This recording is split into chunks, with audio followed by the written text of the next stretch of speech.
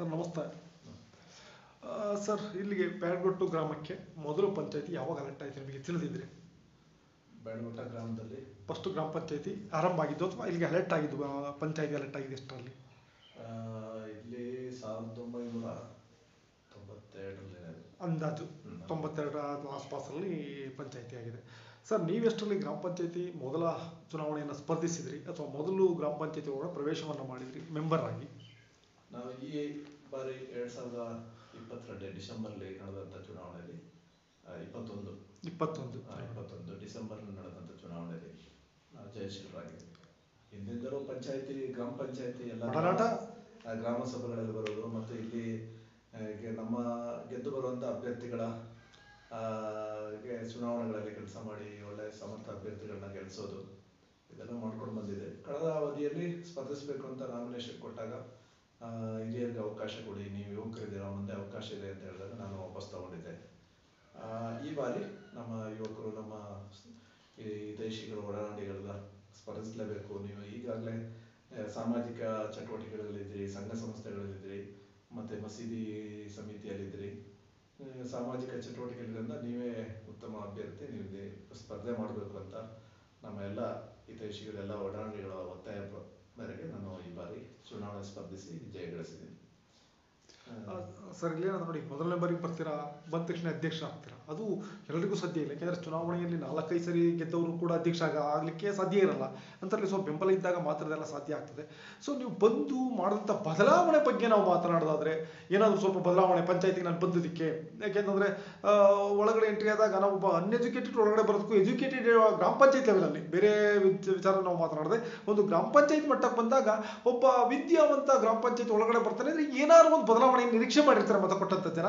So ಅಂತ ಬದಲಾವಣೆ ಏನಾದರೂ ತಂದ್ರೆ ಅಥವಾ ಯಾವ್ದಾದ್ರು ನೀವು ಮಾಡಿದಂಥ ಒಂದು ಹೊಸ ಅಥವಾ ಒಳ್ಳೆ ಕೆಲಸಗಳ ಬಗ್ಗೆ ನಾವು ಮಾತನಾಡೋದಂದ್ರೆ? ನಾವು ಜಯಗಳಿಸಿ ಮೊದಲ ಬಾರಿಗೆ ಬಂದಾಗ ಆಗಲೇ ತಕ್ಷಣಕ್ಕೆ ನಾವು ಅಧ್ಯಕ್ಷ ಆಗಕ್ಕೆ ಸಾಧ್ಯ ಆಗಿಲ್ಲ. ಆದ್ರೆ ನಮ್ಮ ವಾರ್ಡ್ನಿಂದ ಗೆದ್ದಂಥ, ನಮ್ಮ ಜೊತೆಲಿ ಗೆದ್ದಂಥ ಮಹಿಳಾ ಅಭ್ಯರ್ಥಿ ಒಬ್ಬರು ವಿದ್ಯಾವಂತರು, ಅವರು ಅಧ್ಯಕ್ಷರಾಗಿದ್ದರು. ಹಾಗೆ ನಮಗೆ ಪಂಚಾಯತಿಯಲ್ಲೂ ಸುಮಾರು ಬದಲಾವಣೆಗಳು ಮಾಡಬೇಕು, ಕೆಲವೊಂದು ವ್ಯವಸ್ಥೆಗಳನ್ನ ಚೇಂಜ್ ಮಾಡಬೇಕು ಅಂತ ಹಲವಾರು ಕನಸುಗಳನ್ನ ಇಟ್ಕೊಂಡು ನಾವು ಬಂದಿದ್ವಿ. ಕೆಲವೊಂದು ಸಾರ್ವಜನಿಕರಿಗೆ ಕೆಲಸ ಆಗುವಂಥ ದಿಸೆಯಲ್ಲಿ ಮತ್ತು ಹಲವಾರು ಬದಲಾವಣೆಗಳನ್ನ ಮಾಡಿದ್ವಿ. ಪಂಚಾಯತಿ ಒಳಗೇನೂ ಸಹ ಒಂದು ಕಚೇರಿಯ ವ್ಯವಸ್ಥೆಯನ್ನು, ಕಚೇರಿಯ ಸಿಸ್ಟಮೆಟಿಕನ್ನು ಎಲ್ಲ ನಮ್ಮ ಬೋರ್ಡ್ನವರು ನಾವೆಲ್ಲ ಸೇರಿಕೊಂಡು, ಇಂದಿನ ಅಧ್ಯಕ್ಷರು ಎಲ್ಲ ಸೇರಿ, ನಮ್ಮ PD ಅವರು ಎಲ್ಲ ಸೇರಿ ನಾವೊಂದು ಚೇಂಜಸ್ ಮಾಡಿದ್ವಿ. ಸಾರ್ವಜನಿಕರ ಕೆಲಸ ಬಂದ ತಕ್ಷಣ ಪಂಚಾಯತಿ ಆಗಬೇಕು, ಸಾರ್ವಜನಿಕರು ಪಂಚಾಯತಿಗೆ ಮತ್ತೆ ಅಲೆದಾಡುವಂಥ ಪರಿಸ್ಥಿತಿ ಆಗಬಾರ್ದು. ಮತ್ತು ಈಗ ಎಲ್ಲ ಆನ್ಲೈನ್ ಸೇವೆಗಳಾದ್ರಿಂದ, ಎಲ್ಲ ಈ ಸೇವೆಗಳಾದ್ರಿಂದ ಅದಕ್ಕೆ ಎಲ್ಲ ಡಾಕ್ಯುಮೆಂಟ್ಸ್ಗಳನ್ನ ಕೇಳ್ತದೆ. ಹಿಂದೆ ಮಾಡೋದಕ್ಕೆ ಎಲ್ಲ ಕೆಲಸಗಳು ಮಾಡ್ಕೊಡಕ್ ಆಗ್ತಾ ಇಲ್ಲ. ಯಾಕಂದ್ರೆ ಕೆಲವರಿಗೆ ಇಲ್ಲಿ ಗ್ರಾಮೀಣ ಭಾಗದಲ್ಲಿ ಹಲವಾರು ಜನಗಳಿಗೆ ಜಮೀನುಗಳ ದಾಖಲಾತಿ ಇರೋದಿಲ್ಲ, ಮನೆಗಳಿಗೆ ಅವರಿಗೆ ಸೂಕ್ತ ದಾಖಲಾತಿ ಇರೋದಿಲ್ಲ. ಸೂಕ್ತ ದಾಖಲಾತಿ ಇರಲ್ಲ ಅಂದ್ರೆ ಉದಾಹರಣೆಗೆ ಈಗ ಒಬ್ರು ಮನೆ ಕಟ್ಟಬೇಕು ಅಂದ್ರೆ ಹಿಂದೆ ಮನೆ ಕಟ್ಟುವಾಗ ಇಲ್ಲಿ ಲೈಸೆನ್ಸ್ ಕೊಡ್ತಾ ಇದ್ರು. ಈಗ ಮನೆ ಕಟ್ಟಬೇಕು ಅಂದ್ರೆ ಅವನ ಆ ಜಮೀನನ್ನ ಭೂ ಪರಿವರ್ತನೆ ಮಾಡಿರ್ಬೇಕು, ಇಲ್ಲ ಹಕ್ಕುಪತ್ರ ಇರಬೇಕು. ಅವರು ಹಕ್ಕುಪತ್ರನ ಈ ಖಾತೆ ಮಾಡಿಸ್ಕೋಬೇಕು, ಇಲ್ಲ ಭೂ ಪರಿವರ್ತನೆ ಮಾಡಿ ಈ ಖಾತೆ ಪಂಚಾಯತಿಯಲ್ಲಿ ಮಾಡ್ಕೊಂಡು 911A ಮಾಡಿಕೊಂಡು ಅವರು ಮನೆ ಬಂದು ಅಪ್ಲಿಕೇಶನ್ ಕೊಟ್ಟರೆ ಅವ್ರಿಗೆ ಲೈಸೆನ್ಸ್ ಕೊಡ್ತಾರೆ. ಇಲ್ಲ ಅಂದ್ರೆ ಇಲ್ಲಿ ಲೈಸೆನ್ಸ್ ಕೊಡೋದಿಲ್ಲ. ಜನಗಳಿಗೆ ತಿಳ್ಕೊಳ್ತಾರೆ ಇವರೆಲ್ಲ ಗೆದ್ದು ಹೋಗಿದ್ದಾರೆ, ವಿದ್ಯಾವಂತರು, ಅದು ನಮಗೆ ಕೊಡಿಸ್ತಾ ಇಲ್ಲ ಅಂತ ಒಂದು ಭಾವನೆ. ಜನಗಳಲ್ಲಿ ಆ ಬಗ್ಗೆ ಜಾಗೃತಿ ಆಗಿಲ್ಲ. ಕೆಲವರಿಗೆ ಅದು ಗೊತ್ತಿದೆ, ಅವರು ತಕ್ಷಣ ಕೃಷಿ ಜಮೀನನ್ನ ಪರಿವರ್ತನೆ ಮಾಡಿಕೊಂಡು ಮಾಡ್ತಾರೆ. ಸರ್ಕಾರದ ಗೈಡ್ಲೈನ್ಸ್ ಪ್ರಕಾರ ಕೃಷಿ ಜಮೀನಲ್ಲಿ ಮನೆನೇ ಕಟ್ಟಂಗಿಲ್ಲ. ಕಟ್ಟಿದ್ರು ಅವರು ಭೂ ಪರಿವರ್ತನೆ ಮಾಡುವಾಗ ಜಿಲ್ಲಾಧಿಕಾರಿಗಳು ಅದನ್ನ ದಂಡ ವಿಧಿಸಿ ಅವರು ಭೂ ಪರಿವರ್ತನೆ ಮಾಡಬೇಕು. ಆ ರೀತಿಯಲ್ಲಿ ಕೆಲವೊಂದು ಇವರು ಸರ್ಕಾರ ಏನಂದ್ರೆ ಪಾರದರ್ಶಕವಾಗಿ ಆಗ್ಬೇಕು ಅಂತ ಎಲ್ಲ ಈ ಸೇವೆಗಳನ್ನ ಮಾಡಿದೆ. ಆದ್ರೆ ಈ ಸೇವೆಗಳಿಗೆ ದಾಖಲಾತಿಗಳನ್ನ ಕೊಡಕ್ಕೆ ಇಲ್ಲಿ ನಮ್ಮ 50% ಜನಗಳಿಗೆ ಸಾಧ್ಯ ಆಗ್ತಾ ಇಲ್ಲ. ಅದೊಂದು ಬಿಟ್ಟರೆ ಬಾಕಿಯೆಲ್ಲ ಜನಗಳಿಗೆ ಬಂದ ತಕ್ಷಣ ಕೆಲಸ ಮಾಡುವಂಥದ್ದು. ನಾವು ಸಮಯಕ್ಕೆ ಸರಿಯಾಗಿ ಸಾಮಾನ್ಯ ಸಭೆಗಳನ್ನ ಇಲ್ಲಿ ಯಾವುದೇ ಗೊಂದಲಗಳಿಲ್ಲದೆ ನಮ್ಮ ಎಲ್ಲ ಸದಸ್ಯರುಗಳು 9 ಜನ ಒಗ್ಗಟ್ಟಿನಲ್ಲಿ ಇದ್ದು, ಚುನಾವಣೆ, ಅಧ್ಯಕ್ಷ ಚುನಾವಣೆ, ಉಪಾಧ್ಯಕ್ಷ ಚುನಾವಣೆ ಸಮಯದಲ್ಲಿ ನಮಗೆ ಅವರಿಗೂ ಪೈಪೋಟಿ ಇರುತ್ತೆ. ನಂತರ ನಾವೆಲ್ಲ ಹೊಂದಾಣಿಕೆಯಿಂದ ಯಾವುದೇ ಭಿನ್ನಾಭಿಪ್ರಾಯ ಇಲ್ಲ. ಯಾಕೆಂದ್ರೆ ನಾವು ಆ ರೀತಿ ಮಾಡೋದಂದ್ರೆ ಈಗ ಜನಗಳಿಗೆ ಸಾರ್ವಜನಿಕ ಕೆಲಸಗಳಾಗಬೇಕಂದ್ರೆ ಅವರು ಸಾಮಾನ್ಯ ಸಭೆಯಲ್ಲಿ ಸುಮಾರು ಕೆಲಸಗಳಿಗೆ ಸಾಮಾನ್ಯ ಸಭೆಯಲ್ಲಿ ನಾವು ರೆಗ್ಯುಲೇಷನ್ ಆಗ್ಬೇಕಾಗುತ್ತೆ. ನಾವಿಲ್ಲಿ ನಮ್ಮ ಮಧ್ಯೆ ಗೊಂದಲ ಮಾಡಿಕೊಂಡು ಸಮಯಕ್ಕೆ ಸರಿಯಾಗಿ ಸಾಮಾನ್ಯ ಸಭೆಗಳು ನಡೆದಿಲ್ಲ ಅಂದ್ರೆ ಜನಗಳಿಗೆ ಅದು ಮಾಡಿಕೊಡಕ್ಕಾಗಲ್ಲ. ಈಗ ವಿದ್ಯುತ್ ಏನು ಓದಿಸಿರ್ಬೋದು, ಕೃಷಿಕರಿಗೆ ಪಂಪ್ ಸೆಟ್ ಮಾಡ್ಕೊಂಡಿರ್ತಾರೆ ತೋಟದಲ್ಲಿ, ಕೃಷಿ ಜಮೀನಲ್ಲಿ, ಅವರಿಗೆ ತಕ್ಷಣ ಕೆಲವು ಈಗ ಬರ ನೀರಿನ ಇದು ಅಂತರ್ಜಲ ಕುಸಿತ ಇದೆಲ್ಲ ಇದ್ದಾಗ ತಕ್ಷಣ ನಾವು ಅವರಿಗೆ ಲೈಸೆನ್ಸ್ ಕೊಡಬೇಕಾಗುತ್ತೆ. ಆಗ ಮಂತ್ಲಿ ಮೀಟಿಂಗ್ ಅನ್ನು ನಾವು ಕರೆಕ್ಟಾಗಿ ಸಾಮಾನ್ಯ ಸಭೆಯನ್ನು ಮಾಡಲೇಬೇಕು. ನಾವು ಇದುವರೆಗೂ ಸಾಮಾನ್ಯ ಸಭೆ ಸರಿಯಾಗಿ ಮಾಡ್ಕೊಂಡಿದ್ವಿ. ಅದು ಕೋರಮ್ ಒಂದು ಮೀಟಿಂಗು ಸಹ ಕೋರಮ್ ಇಲ್ಲದೆ ಸ್ಥಗಿತಗೊಂಡಿಲ್ಲ. ಅದೊಂದು ನಮಗೆ ಖುಷಿ ವಿಚಾರ. ಮತ್ತೆ ನಾನು ಈಗ ಆಗಸ್ಟ್ನಲ್ಲಿ ಅಧ್ಯಕ್ಷ ಆಗಿ ಆಯ್ಕೆಯಾಗಿದ್ದು. ಮೊದಲ ಅವಧಿಯಲ್ಲಿ ನಮ್ಮ ಈ ಮಹಿಳಾ ಇದು ಪರಿಶಿಷ್ಟ ಜಾತಿ ಮಹಿಳಾ ಮೀಸಲಿಗಿತ್ತು. ಅದರಲ್ಲಿ ಆ ಸಮಯದಲ್ಲಿ ಒಪ್ಪಂದದ ಪ್ರಕಾರ ಇಬ್ಬರಿಗೆ ಅರ್ಧ ಅರ್ಧ ಹಂಚಿಕೊಂಡು ಅವರಿಗೆ ಮಾಡಿಕೊಟ್ಟಿದ್ದು. ಈ ಬಾರಿ ಸಹ ನಾವು ಅಧಿಕಾರ ಹಂಚಿಕೆ ಮಾಡಿಕೊಂಡು ಮಾಡಿದ್ವಿ. ಒಂದು ಇಲ್ಲಿ ಭಿನ್ನಾಭಿಪ್ರಾಯ ಬರದೆ ಒಗ್ಗಟ್ಟಿಂದ ಹೋಗ್ಬೇಕು ಅಂತ ದೃಷ್ಟಿಯಲ್ಲಿ ಮಾಡ್ಕೊಂಡಿದ್ವಿ. ಈಗ ನಮ್ಮ ಅವಧಿ ಮುಗಿದ ಮೇಲೆ ಅವರಿಗೆ ಬಿಟ್ಕೊಟ್ಟು ಬರಬೇಕು. ಆ ಅವಧಿಯಲ್ಲಿ ನಾವು ಹಲವಾರು ಕೆಲಸಗಳನ್ನ ಮಾಡಬೇಕು ಅಂತ ಕನಸಿದೆ. ನಾವು ಪಂಚಾಯತಿ ಬರುವಾಗಲೂ ಸುಮಾರು ಏನೆಲ್ಲ ಕನಸುಗಳನ್ನು ಇಟ್ಕೊಂಡು ಬಂದಿದ್ವಿ, ಸುಮಾರು ಯೋಜನೆಗಳು ಇಟ್ಕೊಂಡು ಬಂದಿದ್ವಿ. ಆದರೆ ಅನುದಾನಗಳು ಮತ್ತೆ ಈ ರಾಜ್ಯ ಸರ್ಕಾರ ಕೇಂದ್ರ ಸರ್ಕಾರದ ತಿಕ್ಕಾಟದ ಮಧ್ಯೆ ಈಗ ಉದಾಹರಣೆಗೆ ಉದ್ಯೋಗ ಖಾತ್ರಿ ಕೆಲಸಗಳು, ಹಿಂದೆ ಉದ್ಯೋಗ ಖಾತ್ರಿನೇ ಮೇನ್ ಪಂಚಾಯತಿಗೆ ಕೆಲಸ ಆಗುತ್ತೆ. ಈಗ ನಾವು ನಮ್ಮ ವಾರ್ಡ್ನಲ್ಲಿ 3 ಜನ ಮೆಂಬರ್ ಇದೀವಿ. ಪಾವನ ಗಗನ್ ಅಂತ ಒಬ್ರು, ಮತ್ತೆ ಲೀನಾ ಪರಮೇಶ್ ಅಂತ ಇದ್ದಾರೆ, ನಾನು ಇದ್ದೀನಿ. ನಾವು 3 ಜನ ಸೇರ್ಕೊಂಡು ಉದ್ಯೋಗ ಖಾತ್ರಿಲೇ 2 ಬಾರಿನೂ 30 ಲಕ್ಷದ ಆಕ್ಷನ್ ಪ್ಲಾನ್ ಮಾಡಿದ್ರು. ನಮಗೆ 10-15 ಲಕ್ಷ ಕೆಲಸ ಮಾಡೋಕ್ಕಾಗಲಿಲ್ಲ. ಅಂದ್ರೆ ಉದ್ಯೋಗ ಖಾತ್ರಿಲಿ ಏನಂದ್ರೆ ನಮ್ಮಲ್ಲಿ ಗುಡ್ಡಗಾಡು ಪ್ರದೇಶದಲ್ಲಿ ಅವರ ನಿಯಮಗಳ ಪ್ರಕಾರ ಕೆಲಸ ಮಾಡೋಕ್ಕಾಗಲ್ಲ. ಇಲ್ಲಿ ಕೂಲಿ ಪಾವತಿನೂ ಸಹ ಅವ್ರು ಇಲ್ಲಿ ಜಾಸ್ತಿ ಸಿಗುತ್ತೆ. ತೋಟ ಕೆಲಸಕ್ಕೆ ಹೋದ್ರೆ ಈ ಕೂಲಿ ಪಾವತಿಗೆ ಯಾರು ಮುಂದೆ ಬರಲ್ಲ. ಆ ಇದ್ದಾಗ ಹಿಂದಿನಲ್ಲೂ ಇಲ್ಲಿ ಒಂದು ರೀತಿಯಲ್ಲಿ ಕೆಲಸಗಳು ನಡ್ಕೊಂಡು ಬಂದಿದೆ. ಈಗಲೂ ಮಾಡಿದ್ವಿ ನಾವು. ಬಂದ್ಮೇಲೆ ಕಾಂಕ್ರೀಟ್ ರಸ್ತೆಗಳು, ಚರಂಡಿಗಳು, ಉದ್ಯೋಗ ಖಾತ್ರಿ ಯೋಜನೆ ಮಾಡಿದ್ವಿ. ಪಂಚಾಯತಿ ಮುಂಭಾಗ ಉದ್ಯಾನವನ. ಆದ್ರೆ ಕೂಲಿ ಪಾವತಿ ಹಿಂದೆ ಹೆಂಗಿತ್ತು ಅಂದ್ರೆ ಪ್ರತಿ ತಿಂಗಳು ಒಂದು ವಾರಕ್ಕೆ ತಿಂಗಳಿಗೆ ಕೂಲಿ ಪಾವತಿ ಆಗ್ತಿತ್ತು 40%. ಸಾಮಗ್ರಿ ಬಿಲ್ ಅಂತ ಮೆಟೀರಿಯಲ್ ಬಿಲ್ ಅಂತ ಇದೆ, ಅದೊಂದು 3 ತಿಂಗಳಿಗೆಲ್ಲ ಬರ್ತದೆ. ಈಗ 1 ವರ್ಷ ಆದ್ರೂ ಮೆಟೀರಿಯಲ್ ಬಿಲ್ ಬರ್ತಾ ಇಲ್ಲ. ಕೂಲಿ ಪಾವತಿನೇ ನಾವು ಇಲ್ಲಿ ಎಂಟ್ರಿ ಮಾಡಿ 5 ತಿಂಗಳು 6 ತಿಂಗಳು ಕಾಯ್ಬೇಕಾದ ಪರಿಸ್ಥಿತಿ. ನಾವು ಬಂದಾಗ ನಮ್ದು ಒಂದು ಯೋಜನೆ ಇತ್ತು, ಈ ಇಂಗು ಗುಂಡಿ ಅಂತಿದೆ ಮನೆಗಳಲ್ಲಿ ನಿರ್ಮಿಸೋದು. ಈಗ ಸರ್ಕಾರದ ನಿಯಮಗಳ ಪ್ರಕಾರ ಮನೆಯಿಂದ ತ್ಯಾಜ್ಯ ನೀರನ್ನ ನಮ್ಮ ಪಬ್ಲಿಕ್ ಚರಂಡಿಗಳಿಗೆ ಬಿಡಬಾರದು. ಎಲ್ಲರೂ ಅವರವರ ಜಾಗದಲ್ಲಿ ಉದ್ಯೋಗ ಖಾತ್ರಿ ಯೋಜನೆ ಅಡಿ ಇಂಗು ಗುಂಡಿ ಮಾಡಿ ಅದಕ್ಕೆ ಬಿಡುವಂತ ಕೆಲಸ ಆಗ್ಬೇಕು. ನೀರುಗಳನ್ನ, ಯಾವುದು ತ್ಯಾಜ್ಯ ನೀರನ್ನ, ಅದನ್ನ ನಾವೊಂದು 100 ಮನೆಗಾದ್ರೂ ಟಾರ್ಗೆಟ್ ಮಾಡಿ ಮಾಡುವ ಅಂತ ಹೇಳಿ ಒಂದು 25ರಿಂದ 30 ಜನ ಮನೆಗಳು ಮಾಡಿದ್ದಾರೆ, ನಾವೇ ಎಲ್ಲ ಹೇಳಿ. ಆದ್ರೆ ಅವರಿಗೆಲ್ಲ ಕೂಲಿ ಪಾವತಿ ಆಗಿದೆ. ಹಿಂದೆ 14,000 ಇತ್ತು, 6,000 ಎಲ್ಲ ಕೂಲಿ ಪಾವತಿ. ಮೆಟೀರಿಯಲ್ ಬಿಲ್ ಕೆಲವರಿಗೆ ಇದುವರೆಗೂ ಬಂದಿಲ್ಲ, 2 ವರ್ಷ ಆದ್ರೂ ನೋಡಿಲ್ಲ, 1.5 ವರ್ಷ ಆದ್ರೂ. ಆ ನಂತರ ನಾವು ಸಹ ಅದನ್ನ, ನಮಗೆ ಒಂದು ಇಂಟ್ರೆಸ್ಟ್ ಕಮ್ಮಿ ಆಯ್ತು. ಮತ್ತೆ ಉದ್ಯೋಗ ಇದರಲ್ಲಿ 15 ಫೈನಾನ್ಸ್ ಅಲ್ಲಿ ಮತ್ತೆ ಉದ್ಯೋಗ ಖಾತ್ರಿ ಯೋಜನೆಯಲ್ಲಿ ಸುಮಾರು 50 ಲಕ್ಷ ಮೇಲೆ ನಾವು ಕೆಲಸ ಮಾಡಿದ್ವಿ ನಮ್ಮ ವಾರ್ಡಲ್ಲಿ. ಕಾಂಕ್ರೀಟ್ ರೋಡ್ಗಳು, ಮತ್ತೆ ಚರಂಡಿಗಳು, ಮತ್ತೆ ನಾವು ಹೈಮಾಸ್ಕ್ ಲೈಟ್ ಆಗ್ಬೋದು. ಇಲ್ಲಿ ಸುಮಾರು ವರ್ಷದಿಂದ ಇತ್ತು, 2-3 ಜಂಕ್ಷನ್ಗಳೆಲ್ಲ ಹೈಮಾಸ್ಕ್ ಲೈಟ್ ಹಾಕಿದ್ವಿ. ಮತ್ತೆ ಒಂದು ಇತರೆ ಇಲಾಖೆ ಅಂದ್ರೆ PWD ಇಲಾಖೆಯಿಂದ ನೂತನ ಅಂಗನವಾಡಿ ಕಟ್ಟಡ ಆಗಿದೆ. ಮತ್ತೆ ಹೇಮಾವತಿ ಪುನರ್ವಸತಿ ಯೋಜನೆಯಿಂದ 50 ಲಕ್ಷ ರೂಪಾಯಿ ಕಾಂಕ್ರೀಟ್ ರಸ್ತೆ ಆಗಿದೆ ನಮ್ಮ ವ್ಯಾಪ್ತಿಯಲ್ಲಿ. ನಾವು ನಿರಂತರವಾಗಿ ಪತ್ರ ವ್ಯವಹಾರ ನಮ್ಮ ಸದಸ್ಯರುಗಳು ಮಾಡಿದ ಫಲವಾಗಿ ಆಗಿದೆ. ಇನ್ನೂ ಹಲವಾರು ರಸ್ತೆಗಳು ನಮ್ಮಲ್ಲಿ ಗ್ರಾಮೀಣ ರಸ್ತೆಗಳಿದೆ. ಮತ್ತೆ ಬಹುಮುಖ್ಯವಾಗಿ ನಮಗೆ ಏನಂದ್ರೆ ಈ ವಸತಿ ಯೋಜನೆ ಅಡಿ ಪ್ರತಿ ವರ್ಷ ವಸತಿಗಳು ಬರ್ತಾ ಇತ್ತು. ಈಗ ನಾವು ಬಂದ್ಮೇಲೆ 2 ವರ್ಷ ಆಯ್ತು ಮನೆಗಳು ಬಂದು, 2 ವರ್ಷ ಬಂದಿಲ್ಲ. ಈಗ 30 ಮನೆ ಬಂದಿದೆ ನಮ್ಮಲ್ಲಿ. 30 ಮನೆಯಲ್ಲಿ 10% ಮಾತ್ರ ಮೈನಾರಿಟಿ ಇರೋದು. ಇಲ್ಲಿ ನಮ್ಮ ಈ ವಾರ್ಡ್ನಲ್ಲಿ, ಬ್ಯಾಡಗೊಟ್ಟ ವಾರ್ಡ್ನಲ್ಲಿ, ನಮ್ಮ ಬ್ಯಾಡಗೊಟ್ಟ ವಾರ್ಡ್ನಲ್ಲಿ ಅಲ್ಪಸಂಖ್ಯಾತರು ಜಾಸ್ತಿ ಇದ್ದಾರೆ. ಜಾಸ್ತಿ ಇದ್ದಾಗ ಇಲ್ಲಿ ಅಲ್ಪಸಂಖ್ಯಾತರಿಗೆ 10% ಅಂತ ಹೇಳಿದಾಗ 30 ಮನೆಯಲ್ಲಿ ಬರೀ 3 ಮನೆ ಮಾತ್ರ ಕೊಡಕ್ಕಾಗೋದು. 3 ಮನೆ ಬರ್ತದೆ. ಮನೆಗೆ ಆಕಾಂಕ್ಷಿಗಳು 10-15 ಜನ ಇದ್ದಾರೆ, ಎಲ್ಲರಿಗೂ ಮನೆ ಕೊಡೋಕ್ಕಾಗ್ತಾ ಇಲ್ಲ. ಅದೊಂದು ಸಮಸ್ಯೆ ಇದೆ. ಮತ್ತೆ ಮನೆಗಳು ವರ್ಷ ಬಂದಾಗ್ಲೂ ನಾವು ವಸತಿ ರೈತರಿಗೆ ಕೊಡ್ಬೋದು.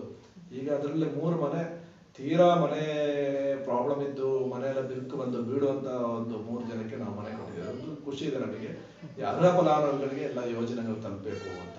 ಮತ್ತೆ ನಮ್ಮ ಪಂಚಾಯತಿ ವ್ಯಾಪ್ತಿಯಲ್ಲಿ ನಿವೇಶನ ರೈತರಿಗೆ ನಮಗೆ ಖ್ಯಾತೆ ಅಂತ ಗ್ರಾಮದಲ್ಲಿ 4 ಎಕರೆ ಹಿಂದೆ ಸುಮಾರು 10-12 ವರ್ಷ ಮುಂಚೆ ಅದು ಮಂಜೂರಾಗಿತ್ತು ಜಾಗ. ಈಗ 2 ಎಕರೆ ಈಗ ಒಂದು ಜಾಗ ಇಲ್ಲಿ ನಮ್ಮ ವಾರ್ಡ್ನಲ್ಲೇ ಸಮೀಪದಲ್ಲೇ ಮಂಜೂರಾಗಿದೆ. ಆ ನಿವೇಶನ ರೈತರಿಗೆ ನಾವು ಅದನ್ನ ನಿವೇಶನ ಹಂಚಬೇಕು ಅಂತ ಹೇಳಿ ನಾವು ಈಗಾಗಲೇ ಇಂಟ್ರೆಸ್ಟ್ ತಗೊಂಡು ನಾವು ಅಧ್ಯಕ್ಷ ಆದ್ಮೇಲೆ ಶಾಸಕರೊಂದಿಗೆ ಚರ್ಚೆ ಮಾಡಿ ಅಧಿಕಾರಿಗಳಿಗೆ ತಿಳಿಸಿ ನಾವು ಒಂದು ವಿಶೇಷ ಸಭೆ ಮಾಡಿ ನಿವೇಶನ ರೈತರಿಂದ ಅರ್ಜಿಗಳನ್ನ ಪಡ್ಕೊಂಡಿದೆ. ಸುಮಾರು 250ಕ್ಕೂ ಅಧಿಕ ಅರ್ಜಿಗಳು ಬಂದಿದೆ. ಒಂದು 120-130 ಫಲಾನುಭವಿಗಳನ್ನ ಆಯ್ಕೆ ಮಾಡಬೇಕು. ಅದಕ್ಕೆ ಪಾರದರ್ಶಕವಾಗಿಯೇ ಮಾಡಬೇಕು ಅಂತ ನಮ್ಮ ಒಂದು ಯೋಚನೆ ಇದೆ. ಅದು ಮನೆ ಇರೋರು ಮತ್ತೆ ಉಳ್ಳವರು ಎಲ್ಲ ಕೊಟ್ಟಿರೋದ್ರಿಂದ ಅದು ಸ್ವಲ್ಪ ಆಯ್ಕೆ ಮಾಡೋಕ್ಕೆ ನಾವು ತಡ ಆಗಿದೆ. ಮತ್ತು ತಹಸೀಲ್ದಾರಿಂದ ಜಾಗ ದುರಸ್ತೆಲ್ಲ ಆದ ತಕ್ಷಣ ನಾವು ಅದು ಮಾಡ್ತೀವಿ, ನಿವೇಶನ ರೈತರು ಕೊಡಬೇಕು ಅಂತ. ಮತ್ತು ನಾವು ಬರೋಕ್ಕೆ ಮುಂಚೆ ನೀರಿನ ಸಮಸ್ಯೆ ದೊಡ್ಡ ಮಟ್ಟದಲ್ಲಿತ್ತು. ನೀರಿನ ನಿರ್ವಾಹಕರು ಮತ್ತು ಒಂದು ವ್ಯವಸ್ಥೆನೂ ಒಂದು ಸರಿಯಾಗಿ ಅದೆಲ್ಲ ಒಂದು ಹಂತಕ್ಕೆ ತಂದು ಈಗ ನಮ್ಮ ವಾರ್ಡ್ನಲ್ಲಿ ನೀರಿನ ಸಮಸ್ಯೆ ಇಲ್ಲದಾಗೆ ನಾವು ಮಾಡಿದ್ವಿ. ನೀರಿನ ಅಷ್ಟು ದೊಡ್ಡ ಸಮಸ್ಯೆಗಳೇನಿಲ್ಲ. ನಮ್ಮ ಒಂದು ಭಾಗದಲ್ಲಿ ನೀರಿಲ್ಲದಿದ್ದಾಗ ನಾವು ಕೊಡ್ಲಿಪೇಟೆ ಪಂಚಾಯತಿಯವರ ಹತ್ರ ಮಾತಾಡಿ ಅಲ್ಲಿಂದ ನೀರು ಕೊಡಿಸುವಂಥ ವ್ಯವಸ್ಥೆ ಎಲ್ಲ ಮಾಡಿ ಈಗ ಶಾಶ್ವತವಾಗಿ ನೀರು ನಿರ್ವಹಣೆ ಮಾಡಬೇಕು ಅಂತ ಯೋಜನೆಗಳನ್ನ ಹಾಕೊಂಡಿದ್ವಿ. ಅದೇ ಮತ್ತೆ ನಮ್ಮಲ್ಲಿ ಈ ಕಟ್ಟಡವನ್ನು ನಾವು ಈ ಪಂಚಾಯತಿ ಕಟ್ಟಡದ ಮೇಲೆ 10 ಲಕ್ಷ ರೂಪಾಯಿದು ಅಲ್ಲ 17 ಲಕ್ಷ ರೂಪಾಯಿದು NRL ಉದ್ಯೋಗ ಖಾತ್ರಿಗಳಿಗೆ ಒಂದು ಕಟ್ಟಡ ಮಾಡಬೇಕು ಅಂತಿದೆ. ಮತ್ತು ನಾನು ಅಧ್ಯಕ್ಷ ಆದಮೇಲೆ ನಮಗೆ ಪಂಚಾಯತಿಗೆ ಸಭಾಭವನ ಮತ್ತು ಪಂಚಾಯತಿ ಕಟ್ಟಡವನ್ನು ನೂತನವಾಗಿ ಮಾಡಿಕೊಡ್ಬೇಕು ಅಂತ ಪ್ರಿಯಾಂಕ್ ಖರ್ಗೆ ಅವರಿಗೆ ನಮ್ಮ ಶಾಸಕರ ಪತ್ರ ಮುಖಾಂತರ ಮನವಿ ಕೊಟ್ಟಿದ್ದೀನಿ. ಅದು ಸಹ ಆಗ್ತದೆ ಅಂತ ಒಂದು ಭರವಸೆ ಇದೆ. ಮತ್ತು ನಿವೇಶನ ರೈತರಿಗೆ ಲೇಔಟ್ ಮಾಡಿ ಅದಕ್ಕೂ ನಾವು ವಸತಿ ಸಚಿವರು ಜಮೀರ್ ಅಹಮದ್ ಅವರಿಗೂ ನಾನು ಖುದ್ದಾಗಿ ಭೇಟಿ ಮಾಡಿ ಅರ್ಜಿ ನೀಡಿದ್ದೀನಿ. ನಮ್ಮ ಪ್ರಯತ್ನ ಸುಮಾರು ಮಾಡ್ತಾ ಇದ್ವಿ. ಅದು ಎಲ್ಲ ಆದರೆ ನಮಗೆ ಜನಗಳಿಗೆ ಕೆಲಸ ಮಾಡಿಕೊಡ್ಬೋದು. ನಮ್ಮ ಅವಧಿಯಲ್ಲಿ ಇರುವಂಥ ಅವಧಿಯಲ್ಲಿ ನಾವು ಜನಗಳಿಗೆ ಏನು ಬೇಕು ಅದು ಮಾಡಿಕೊಡ್ಬೇಕು ಅಂತ ನಮ್ಮ ಒಂದು ಉದ್ದೇಶ.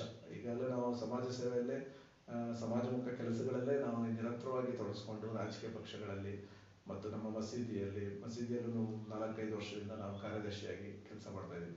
ಮತ್ತು ಕೂರ್ಗ್ ಯುವಕ ಸಂಘ ಅಂತ ಹ್ಯಾಂಡ್ ಪೋಸ್ಟ್ನಲ್ಲಿ ನಾವು ಇಲ್ಲೊಂದು ಸಂಘ ಸ್ಥಾಪನೆ ಮಾಡಿ ಅದರಲ್ಲಿ ಕ್ರೀಡಾ ಚಟುವಟಿಕೆಗಳು ಸಾಮಾಜಿಕ ಸೇವೆಗಳೆಲ್ಲ ಮಾಡ್ಕೊಂಡು ಬಂದಿದ್ದೀವಿ. ಆ ನಿಟ್ಟಿನಲ್ಲಿ ನಮಗೆ ಪಂಚಾಯತಿಗೆ ಬರೋಕ್ಕೆ ನಮಗೆ ಅನುಕೂಲ ಆಯಿತು. ಸರ್, ನಂತರ ಏನಂದರೆ ನೀವು ಹೇಳಿದಾಗೆ ಇಲ್ಲಿ ಪಂಚಾಯತ್ಗೆ ಏನಾಗ್ತದೆ ಅಂದರೆ ನಿಮ್ಮ ಪಂಚಾಯತಿ ವ್ಯಾಪ್ತಿ ಅಂದರೆ ನಮ್ಮ ಮಲೆನಾಡು ಅಂತ ನಾವು ತಗೊಳ್ಳೋಣ. ಈ ಮಲೆನಾಡು ಭಾಗ ಹೇಗಾಗ್ತದೆ ಅಂದರೆ ಇಲ್ಲಿ ಹೋಗ್ಲಿಕ್ಕೆ ರಸ್ತೆಗಳ ಮೊದಲನೇ ಆದ್ಯತೆ ನಾವು ಕೊಡಬೇಕಾಗಿತ್ತು. ಪಂಚಾಯತಿಯಿಂದ ಇರ್ಬೋದು ಯಾವುದೇ ಇರ್ಬೋದು, ರಸ್ತೆ ಅಂದರೆ ನೀವು ದೊಡ್ಡ ದೊಡ್ಡ ರಸ್ತೆಗಳು ಮಾಡಿ ಅಂತ ಹೇಳಲಿಕ್ಕಾಗಲ್ಲ. ಕಾರಣ ಏನಂದರೆ ಅಷ್ಟೊಂದು ಹಣ ಕೂಡ ಪಂಚಾಯತಿಗೆ ಬರಲ್ಲ. ಈ ಮಣ್ಣಿನ ರಸ್ತೆ ಇರ್ಬೋದು, ಜಲ್ಲಿಕಲ್ ರಸ್ತೆ ಇರ್ಬೋದು, ಇಂಥ ರಸ್ತೆಗಳನ್ನು ಮಾಡ್ಕೊಳ್ಬೇಕಾಗ್ತದೆ. ಅಂಥ ರಸ್ತೆಗಳ ನಿರ್ಮಾಣಕ್ಕೆ ಎಷ್ಟಂಥ ರಸ್ತೆಗಳನ್ನು ಮಾಡಿದ್ದೀರಾ? ಅಂಥ ಸಮಸ್ಯೆಗಳು ನಿಮ್ಗೆ ಏನಾದ್ರು ಹೇಳಿದರೆ ಯಾವ ಥರ ಅದಕ್ಕೆ ಸ್ಪಂದಿಸ್ತೀರಾ? ನಮ್ಮಲ್ಲಿ ನಾವು ಚುನಾವಣಾ ಸಮಯದಲ್ಲಿ ಹೋದಾಗ ಬ್ಯಾಡಗುಟ್ಟದಲ್ಲಿ ಮುಸ್ತಫಾ ಮತ್ತೆ ಇವರು ವೇದ್ ಕುಮಾರ್ ಅವ್ರ ತೋಟ ಇದೆ. ತೋಟಕ್ಕೆ ಮೊಹಮ್ಮದ್ ಅಂತ ಇದ್ದಾರೆ. ಅಲ್ಲಿ ಆ ತೋಟದ ಅವ್ರ ಮನೆ ಹತ್ರ ಜಲ್ಲಿಕಲ್ ರಸ್ತೆ ಇತ್ತು. ಭಾರಿ ಕಷ್ಟದಲ್ಲಿ ಹೋಗ್ಬೇಕಾಗಿತ್ತು. ಅಲ್ಲಿ ನಾವು ಬಂದ ತಕ್ಷಣ 4 ಲಕ್ಷ ರೂಪಾಯಿದು ಉದ್ಯೋಗ ಖಾತ್ರಿ ಯೋಜನೆ ಕಾಂಕ್ರೀಟ್ ರಸ್ತೆ ಮಾಡಿದ್ವಿ. ಮತ್ತೆ ಇಲ್ಲಿ ನಾವು ಬ್ಯಾಡಗುಟ್ಟ ಮಂಟಿ ಅಂತ ಇದೆ, ದೇವಸ್ಥಾನ ಬರುತ್ತೆ ಈಗ ಹೊಸದಾಗಿ. ಅಲ್ಲಿ ಮೇಲೆ ಮೊಹಮ್ಮದ್ ಅಂತ ಅಂಗವಿಕಲರೊಬ್ಬರು ಇದ್ದಾರೆ. ಮತ್ತೆ ಇನ್ನೊಬ್ರು 2 ಮನೆ ಇದೆ. 2 ಮನೆಯೂ ಪೇಷಂಟ್ಗಳು ಅಲ್ಲಿ ವೆಹಿಕಲ್ ಸಮೇತ ಹೋಗಕ್ಕಾಗ್ತಾ ಇತ್ತು. ಸ್ವಲ್ಪ ರಸ್ತೆ ಆಗಿ ಬಾಕಿ ಆಗಿತ್ತು. ಅಲ್ಲಿ ನಾವು ತಾಲೂಕ್ ಪಂಚಾಯತಿ ಸಹಯೋಗದೊಂದಿಗೆ ನಮ್ಮ ಪಂಚಾಯತಿ ಅನುದಾನ 2 ಲಕ್ಷ ಮತ್ತೆ ಸಾಲುಕ್ ಬಜ್ಜಿ 1.5 ಲಕ್ಷ 3 ಲಕ್ಷದಲ್ಲಿ ರಸ್ತೆ ಮಾಡಿದ್ವಿ. ಇನ್ನು ಕೆಲವು ಕಡೆ ಬೇಡಿಕೆ ಇದೆ. ಮತ್ತೆ ಕಚ್ಚಾ ರಸ್ತೆಗಳು 2-3 ಕಡೆ ಮಾಡಿದ್ವಿ. ಕಚ್ಚಾ ರಸ್ತೆಗಳು, ಜಲ್ಲಿ ರಸ್ತೆ ಅಭಿವೃದ್ಧಿ ಮಾಡುವಂಥದ್ದು. ಮತ್ತೆ ಈಗಾಗಲೇ ನಾವು ದೊಡ್ಡಗುಂದ ಮತ್ತೆ ಹ್ಯಾಂಡ್ ಪೋಸ್ಟ್ ನಲ್ಲೂ ಒಂದು ಒಳ ರಸ್ತೆಗಳನ್ನ ಮಾಡೋಕ್ಕೆ ನಾವು ಈಗಾಗಲೇ ಆಕ್ಷನ್ ಪ್ಲಾನ್ ಅಲ್ಲಿ ಆಯ್ಕೆ ಮಾಡ್ಕೊಂಡಿದ್ವಿ. ಮತ್ತೆ ಶಾಲೆಗೆ ಒಂದು ಉದ್ಯಾನವನ ಮಾಡಬೇಕು ಶಾಲೆಗೆ. ಮತ್ತೆ ಅಲ್ಲಿಗೆ ನೀರಿನ ಸಂಪರ್ಕ ಮತ್ತೆ ವಿದ್ಯುತ್, ಒಂದು ಹೊಸ ಅಡಿಗೆ ಕೊಠಡಿಗೆ ವಿದ್ಯುತ್ ಸಂಪರ್ಕ, ಅದೆಲ್ಲ ಆಕ್ಷನ್ ಪ್ಲಾನ್ ಮಾಡ್ಕೊಂಡಿದ್ದು ಮಾಡ್ತೀವಿ. ಮತ್ತೆ ನಮ್ಮಲ್ಲಿ ಪ್ರಮುಖವಾಗಿ ಅಂದರೆ ಗ್ರಾಮೀಣ ಒಳ ರಸ್ತೆಗಳನ್ನು ನಾವು ಪಂಚಾಯತಿನ ಮಾಡ್ಬೋದು. ಈಗ ಮೈನ್ ರಸ್ತೆಗಳು ಜಿಲ್ಲಾ ಪಂಚಾಯತ್ ರಾಜ್ಯ ಹೆದ್ದಾರಿಗಳು ನಮ್ಮಲ್ಲಿ ಜಾಸ್ತಿ ಇದೆ. ಈಗ ನಮ್ಮಲ್ಲಿ 100 ಮೈಲ್ ರಸ್ತೆ ಅಂತ ಇದೆ. ಪರಿಶಿಷ್ಟ ಜಾತಿ ಕಾಲೋನಿ ಮುಖಾಂತರ ಹೋಗ್ತದೆ. ದೊಡ್ಡ ರಸ್ತೆ, ಅದು ಫುಲ್ ಗುಂಡಿ ಗುಡ್ಡವಾಗಿದೆ. ಆ ರಸ್ತೆಯನ್ನ ನಾವು ಹೇಮಾವತಿ HRP ಯೋಜನೆಯಡಿ ಸೇರಿಸಬೇಕು ಅಂತ ಶಾಸಕರಿಗೆ ಮತ್ತು ಸಂಬಂಧಪಟ್ಟವರಿಗೆ ಅರ್ಜಿ ಕೊಟ್ಟಿದ್ವಿ. ಅದು 1 ಕೋಟಿ ಮೇಲೆ ಆಕ್ಷನ್ ಪ್ಲಾನ್ ಮಾಡಿ ಅವರು ರಾಜ್ಯಕ್ಕೆ ಕಳಿಸ್ಕೊಟ್ಟಿದ್ದಾರೆ. ಅದಕ್ಕೆ ಅಪ್ರೂವಲ್ ಆದ್ರೆ ಅದೊಂದು ರಸ್ತೆ ಆಗ್ತದೆ. ಮತ್ತೆ ಕೆಲವು ಕಡೆಯಲ್ಲಿ ನಾವು ಅಲ್ಪಸಂಖ್ಯಾತರು ಜಾಸ್ತಿ ಇರೋ ಕಡೆ ಅಲ್ಪಸಂಖ್ಯಾತರ ಅಭಿವೃದ್ಧಿ ನಿಗಮದಿಂದ ಮಾಡಬೇಕು ಅಂತೇಳಿ ಅಲ್ಪಸಂಖ್ಯಾತರ ಸಚಿವರಿಗೆ ನಾವು ಪತ್ರ ಬರೆದಿದ್ವಿ. ಮತ್ತೆ ಜಿಲ್ಲಾ ಪಂಚಾಯತಿ PWD ಇಲಾಖೆಗೆಲ್ಲ ಪತ್ರ ಬರೆದು ನಮ್ಮ ಶ್ರಮವನ್ನ ಮಾಡ್ತಾ ಇದ್ವಿ. ನಮ್ಮ ಪಂಚಾಯತಿ ರೆಗ್ಯುಲೇಷನ್ ಮಾಡಿ ಆ ರಸ್ತೆಗಳಲ್ಲಿ ನಾವು ಅದು ಮಾಡ್ಬೋದು. ಪತ್ರ ವ್ಯವಹಾರ ಮಾಡಿ ನಾವು ಅವ್ರನ್ನ ಫೋರ್ಸ್ ಮಾಡುವಂಥದ್ದು ಮತ್ತೆ ನಮ್ಮ ಶಾಸಕರಿಂದ ಪತ್ರ ತಗೊಂಡು ಕೊಡುವಂಥದ್ದು ಮಾಡ್ಬೋದು. ಹೊರತು ನಮ್ಮ ಪಂಚಾಯತಿಯಲ್ಲಿ ಇತಿಮಿತಿ ಇದೆ, ಲಿಮಿಟ್ ಇದೆ. ನಮ್ಮ ಪಂಚಾಯತಿ ಲಿಮಿಟ್ ಇರುವಂತ ರಸ್ತೆಗಳನ್ನ ನಾವು ರಸ್ತೆ ಅಭಿವೃದ್ಧಿನ ಮಾಡಿದ್ವಿ. ಅಫ್ಕೋರ್ಸ್ ಸರ್, ಯಾಕೆಂತಂದ್ರೆ ರಾಜ್ಯ ಹೆದ್ದಾರಿ ಇರ್ಬೋದು, ರಾಷ್ಟ್ರೀಯ ಹೆದ್ದಾರಿ ಅಂಥವ್ರೆಲ್ಲ ಮಾಡ್ಲಿಕ್ಕೆ ಸಾಧ್ಯ ಇಲ್ಲ. ಅದಾಗದೆ ಅದನ್ನ ಮಾಡಿದ್ರೆ ಮೂರ್ಖರಾಗ್ತಾರೆ. ಅದನ್ನು ಕೇಳಿದಂಥವ್ರು ಮೂರ್ಖರಷ್ಟೇ. ಯಾಕೆಂತಂದ್ರೆ ರಾಷ್ಟ್ರೀಯ ಹೆದ್ದಾರಿ ಮಾಡಬೇಕು ಅಂದ್ರೆ 5-10 ಕೋಟಿವರೆಗೆ ಕಿಲೋಮೀಟರ್ಗೆ ಅಮೌಂಟ್ ಆಗ್ತದೆ. ಅದು ಟೋಟಲ್ ಬಜೆಟ್ಟೇ ಆಗಲ್ಲ 5 ವರ್ಷದ್ದು ಐ ಥಿಂಕ್ ಗ್ರಾಮ ಪಂಚಾಯತಿಗಳಲ್ಲಿ. ಸರ್, ಇನ್ನೊಂದೇನಂದ್ರೆ ರೈನ್ ಹಾರ್ವೆಸ್ಟಿಂಗ್. ನಾವು ರೈನ್ ಹಾರ್ವೆಸ್ಟಿಂಗ್ ಅಂದರೆ ಏನಾಗಿದೆ ಅಂದರೆ ಮೊದಲೆಲ್ಲ ನಮಗೆ ನಮ್ಮ ಕೂರ್ಗು, ಸಕಲೇಶ್ಪುರ ಅಥವಾ ನಮ್ಮ ಹಾಸನ, ಚಿಕ್ಕಮಗಳೂರು ಯಾವುದೇ ಜಿಲ್ಲೆಗಳಿರ್ಬೋದು, ಇಲ್ಲೆಲ್ಲ ಹೇಗಿತ್ತು ಅಂತಂದರೆ ಒಂದು 300-400 ಅಡಿಗೆ ನೀರು ಬರ್ತಾ ಇತ್ತು.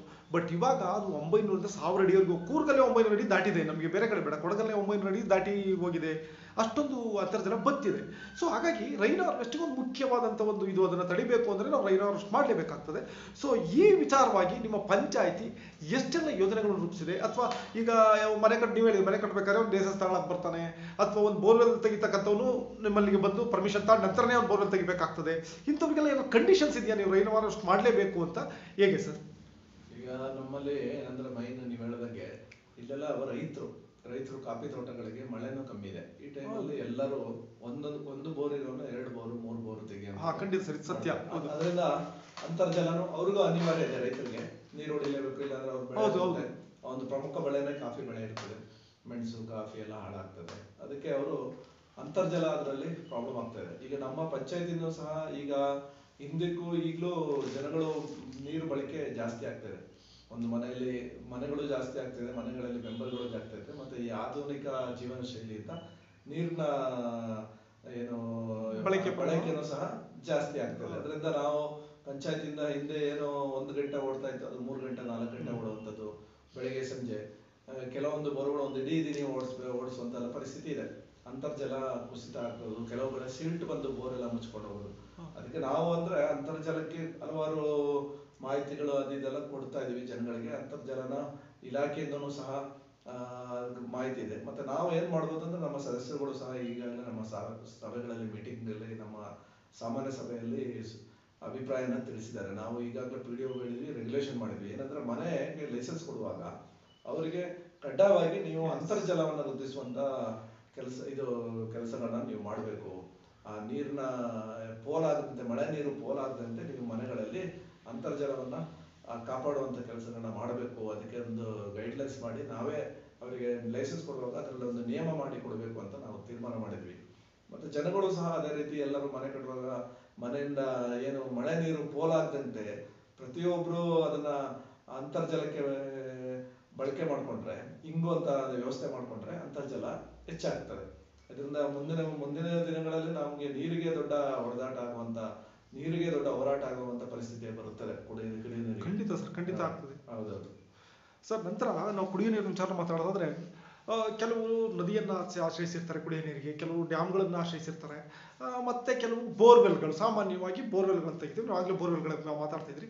ಟೋಟಲ್ ನಿಮ್ಮಲ್ಲಿ ಎಷ್ಟು ಬೋರ್ವೆಲ್ ಇದೆ, ಎಷ್ಟು ದಿವಸಕ್ಕೊಮ್ಮೆ ನಿಮ್ಮ ಗ್ರಾಮದ ಜನರಿಗೆ ನೀರನ್ನ ಕೊಡ್ತಾ ಇದ್ದೀರಾ? ನಮ್ಮಲ್ಲಿ ಸುಮಾರು 10-18 ಬೋರ್ವೆಲ್ ಇದೆ. ಟೋಟಲ್ 3 ವಾರ್ಡ್ಗಳಲ್ಲಿ 18 ಬೋರ್ವೆಲ್ ಟೋಟಲ್ 3 ವಾರ್ಡ್ಗೆ. ಅದರಲ್ಲಿ ಕೆಲವೊಂದು ಬೆಳಿಗ್ಗೆ ಸಂಜೆ ಎಲ್ಲ ಈಗ ನಾವೇನ್ ಮಾಡಿದ್ವಿ ಅಂದ್ರೆ 2 ದಿನಕ್ಕೊಮ್ಮೆ ನೀರು ಬಿಡುವಂತ ವ್ಯವಸ್ಥೆನ ನಾವು ಮಾಡ್ಕೊಂಡಿದ್ವಿ. ಒಂದು ಏರಿಯಾಕ್ಕೆ ಇವತ್ತು ನಾಳೆ ನೀರು ಬಿಟ್ರೆ ಒಂದು ಸ್ವಲ್ಪ ಬಿಟ್ಟು ನಂತರ ಇನ್ನೊಂದು ಏರಿಯಾಕ್ಕೆ ಬಿಡೋದು, ಆ ತರ ಮಾಡ್ಕೊಂಡ್ರು. ಬೆಳಿಗ್ಗೆ ಸಂಜೆ ಕನಿಷ್ಠ ಅಂದ್ರೆ 3-4 ಗಂಟೆ ಓಡ್ಬೇಕಾಗುತ್ತೆ ಮೋಟ್ರ್. ಬೆಳಿಗ್ಗೆ ಒಂದು 3 ಗಂಟೆ ಓಡ್ಬೇಕು, ಸಂಜೆ ಒಂದು 3 ಗಂಟೆ ಹೋಗ್ಬೇಕು. ಕೆಲವರು ಕೂಲಿ ಕಾರ್ಮಿಕರು ಇರ್ತಾರೆ, ಬೆಳಿಗ್ಗೆ ನೀರು ಬೆಳಿಗ್ಗೆ ಬಿಡಬೇಕಾಗುತ್ತೆ. ಕೆಲವು ಕಡೆ ಅವರು ಕೆಲಸದಿಂದ ಬಂದಾಗ ಸಂಜೆ ಬಿಡ್ತೀವಿ.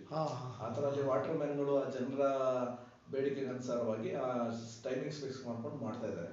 ಮಾತ್ರ ಮೋಟರ್ಗಳು ಹೆಚ್ಚಿಗಾಗಿ ಓಡ್ತದೆ, ದೊಡ್ಡ ಮಟ್ಟದ ಕರೆಂಟ್ ಬಿಲ್ಲು ಸಹ ಬರ್ತದೆ. ಇನ್ನೊಂದು ನಮಗೆ ಸವಾಲು ಏನಂದ್ರೆ, ನಾವು ಬರುವಾಗಲೇ 25 ಲಕ್ಷ ರೂಪಾಯಿ ನಮ್ಮಲ್ಲಿ KEBದು ಬ್ಯಾಲೆನ್ಸ್ ಇತ್ತು. ಅದು ನಾವು ಪ್ರತಿ ವರ್ಷ ಇದು 15 ಫೈನಾನ್ಸ್ ಅಲ್ಲಿ 6 ಲಕ್ಷ 7 ಲಕ್ಷ ಈ ದುಡ್ಡನ್ನ ಮೀಸಲಿಟ್ಟು, ಮತ್ತೆ ಎಸ್ಕ್ರೋ ಖಾತೆಯಲ್ಲೂ ಸಹ ಹಣ ಪಾವತಿಸಿ ಒಂದು ಹಂತಕ್ಕೆ ತಂದಿದ್ವಿ. ಪುನಃ ಅದು ತಿಂಗಳು ನಮ್ದು ನಾವು ಬಂದ ಮೇಲೆ 1 ರೂಪಾಯಿನೂ ಉಳಿಕೆ ಮಾಡ್ಕೊಂಡಿಲ್ಲ. ಅದ್ರ ಬ್ಯಾಲೆನ್ಸ್ ಏನಿದೆ ಅದ್ರಲ್ಲಿ ಸ್ವಲ್ಪ ಕಡಿಮೆ ಆಗಿದೆ ಹೊರತು ಅದರಲ್ಲಿ ಏನು ಚೇಂಜಸ್ ಆಗಿಲ್ಲ. ಮತ್ತೆ ಜನಗಳು ಅಷ್ಟೇ, ಈಗ ವಿದ್ಯುತ್ ದೀಪ ಇದೆ, ಅದು ಸಂಜೆ ಆನ್ ಮಾಡಿ ಬೆಳಿಗ್ಗೆ ಆಫ್ ಮಾಡೋದಲ್ಲ, ಹಗಲ ಹತ್ತನ ಉರಿಯುವಂತ ಪರಿಸ್ಥಿತಿ. ಅದೆಲ್ಲ ಪಂಚಾಯತಿ ಹೊರ ಆಗ್ತದೆ. ಜನಗಳು ಸಾರ್ವಜನಿಕರು ಜಾಗೃತ ಆಗಬೇಕು. ನಾವು ಗ್ರಾಮ ಸಭೆಗಳಲ್ಲಿ, ಎಲ್ಲಾ ಸಭೆಗಳಲ್ಲಿ ಅವರಿಗೆ ಸಲಹೆ ಸಮೇತ ವಾರ್ಡ್ ಸಭೆಗಳನ್ನು ನೀಡಿದ್ವಿ. ಹಗಲು ಹೊತ್ತು ಉರಿಯುವಂತ ಪರಿಸ್ಥಿತಿ, ಬೀದಿ ದೀಪ ಆಗ್ಬಾರ್ದು. ಅದು ನಮಗೆ ಪಂಚಾಯತಿ ಹೊರ ಆಗ್ತದೆ. ಅದ್ರ ಬಿಲ್ ದೊಡ್ಡ ಮಟ್ಟದಲ್ಲಿ ಬಿಲ್ ಬರ್ತದೆ. ನಮಗೆ ಎಸ್ಕ್ರೋ ಖಾತೆ ಸರ್ಕಾರದಿಂದ 1 ಲಕ್ಷ ಬರುತ್ತೆ. ಆದ್ರೆ ನಮಗೆ ಇಲ್ಲಿ ಬಿಲ್ 2 ಲಕ್ಷದ ಮೇಲೆ. ಬೀದಿ ದೀಪ ಮತ್ತು ಕುಡಿಯುವ ನೀರಿದ್ದು 2.5 ಲಕ್ಷ ರೂಪಾಯಿ ನಮಗೆ ಬರುತ್ತೆ. 1 ಲಕ್ಷ ಹತ್ರ ನಮಗೆ ಎಕ್ಸೆಸ್ ಆಗ್ತದೆ. ಆ ಅಮೌಂಟ್ ನಾವು ಅದಕ್ಕೆ ಮೀಸಲಿಡಬೇಕಾದ್ರೆ ಇಲ್ಲಿ ಕಂದಾಯ ವಸೂಲಾತಿ ನಮ್ಮಲ್ಲಿ ಕಡಿಮೆ ಇದೆ ರೆವಿನ್ಯೂ. ಆಗ ನಾವು 50 ಫೈನಾನ್ಸ್ ಅಲ್ಲೇ ಮೀಸಲು ಮಾಡಬೇಕು. 50 ಫೈನಾನ್ಸ್ ಹಣಕ್ಕೆ ಮೀಸಲಾದಾಗ ನಮಗೆ ಇಲ್ಲಿ ಅಭಿವೃದ್ಧಿಗೆ ಬಳಕೆ ಮಾಡೋಕ್ಕೆ ತೊಂದರೆ ಆಗ್ತದೆ. ಸರ್, ಇದು ಸತ್ಯ. ಯಾಕೆಂದ್ರೆ ನಿಮ್ಮ ಪಂಚಾಯತಿ ಒಂದರಲ್ಲ, ಇಲ್ಲಿರ್ತಕ್ಕಂಥ ಎಲ್ಲ ಪಂಚಾಯತಿಗಳು ದೊಡ್ಡ ದೊಡ್ಡ ಸಮಸ್ಯೆ. ಯಾಕೆಂದ್ರೆ ಬಯಲು ಪ್ರದೇಶ ಆದರೆ ಒಂದ್ ಕಡೆ ಸ್ವಿಚ್ ಇರುತ್ತೆ, ಅವನೊಂದ್ ಕಡೆ ಎಲ್ಲೋ ಒಂದು ಆಫ್ ಮಾಡಿಬಿಟ್ರೆ ಇದೆಯಲ್ಲ ಯಾರಾದರೂ ಒಬ್ಬ ಆಫ್ ಮಾಡಿಬಿಡ್ತಾರೆ.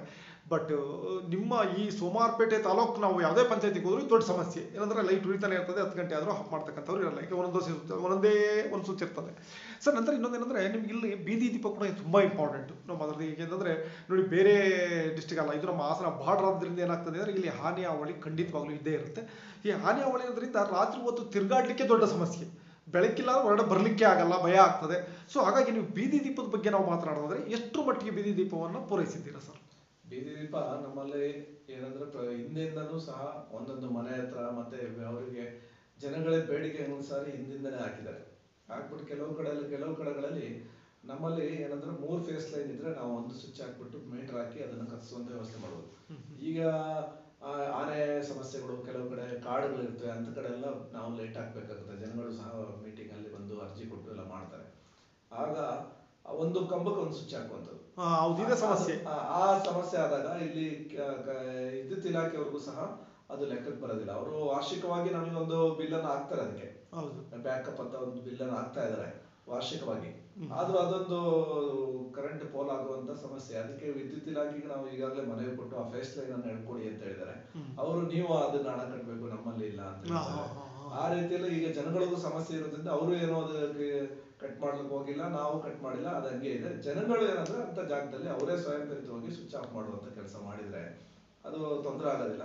ಮತ್ತೆ ವಿದ್ಯುತ್ ಇಲಾಖೆಯವರು ನಮಗೆ ಆ ಫೇಸ್ ಲೈನ್ ಅನ್ನು ಹೇಳ್ಕೊಟ್ರೆ ನಾವು ಮೀಟರ್ ಒಂದೇ ಕಡೆ ಸ್ವಿಚ್ ಮಾಡಿ ಮೀಟರ್ ಹಾಕುವಂತ ವ್ಯವಸ್ಥೆಯನ್ನು ನಾವು ಮಾಡಿದ್ರೆ ಅದು ಲೆಕ್ಕಕ್ಕೆ ಸಿಗ್ತದೆ. ವಿದ್ಯುತ್ ಇಲಾಖೆ ನಮ್ಮೊಂದಿಗೆ ಸಹಕಾರ ಕೊಡಬೇಕು ಅವರೆಲ್ಲ. ಈಗಾಗಲೇ CO ಮತ್ತೆ MLA ಅವರೆಲ್ಲ ಕರೆದು ಮೀಟಿಂಗ್ ಮಾಡಿದ್ದಾರೆ ಆ ವಿಷಯದಲ್ಲಿ. ನಮ್ಮಲ್ಲಿ 500 ಚಿಲ್ಲರೆ ನಮ್ಮಲ್ಲೇ ಇದೆ ಸ್ವಿಚ್ ಒಂದು ಇರುವಂತದ್ದು. KEB ಅವರು ಕೊಟ್ಟಿರೋ ಲೆಕ್ಕದ ಪ್ರಕಾರ ಇಡೀ ತಾಲೂಕಲ್ಲಿ 5-6 ಸಾವಿರ ಲೈಟ್ಗಳಿದೆ. ಇಲ್ಲಿ ಆ ಲೈಟ್ ಅನಿವಾರ್ಯ, ಅಂದ್ರೆ ಕಾಡು ಪ್ರಾಣಿಗಳು, ಅದರಿಂದ ಹಾಕ್ಲೇಬೇಕಾಗಿದೆ.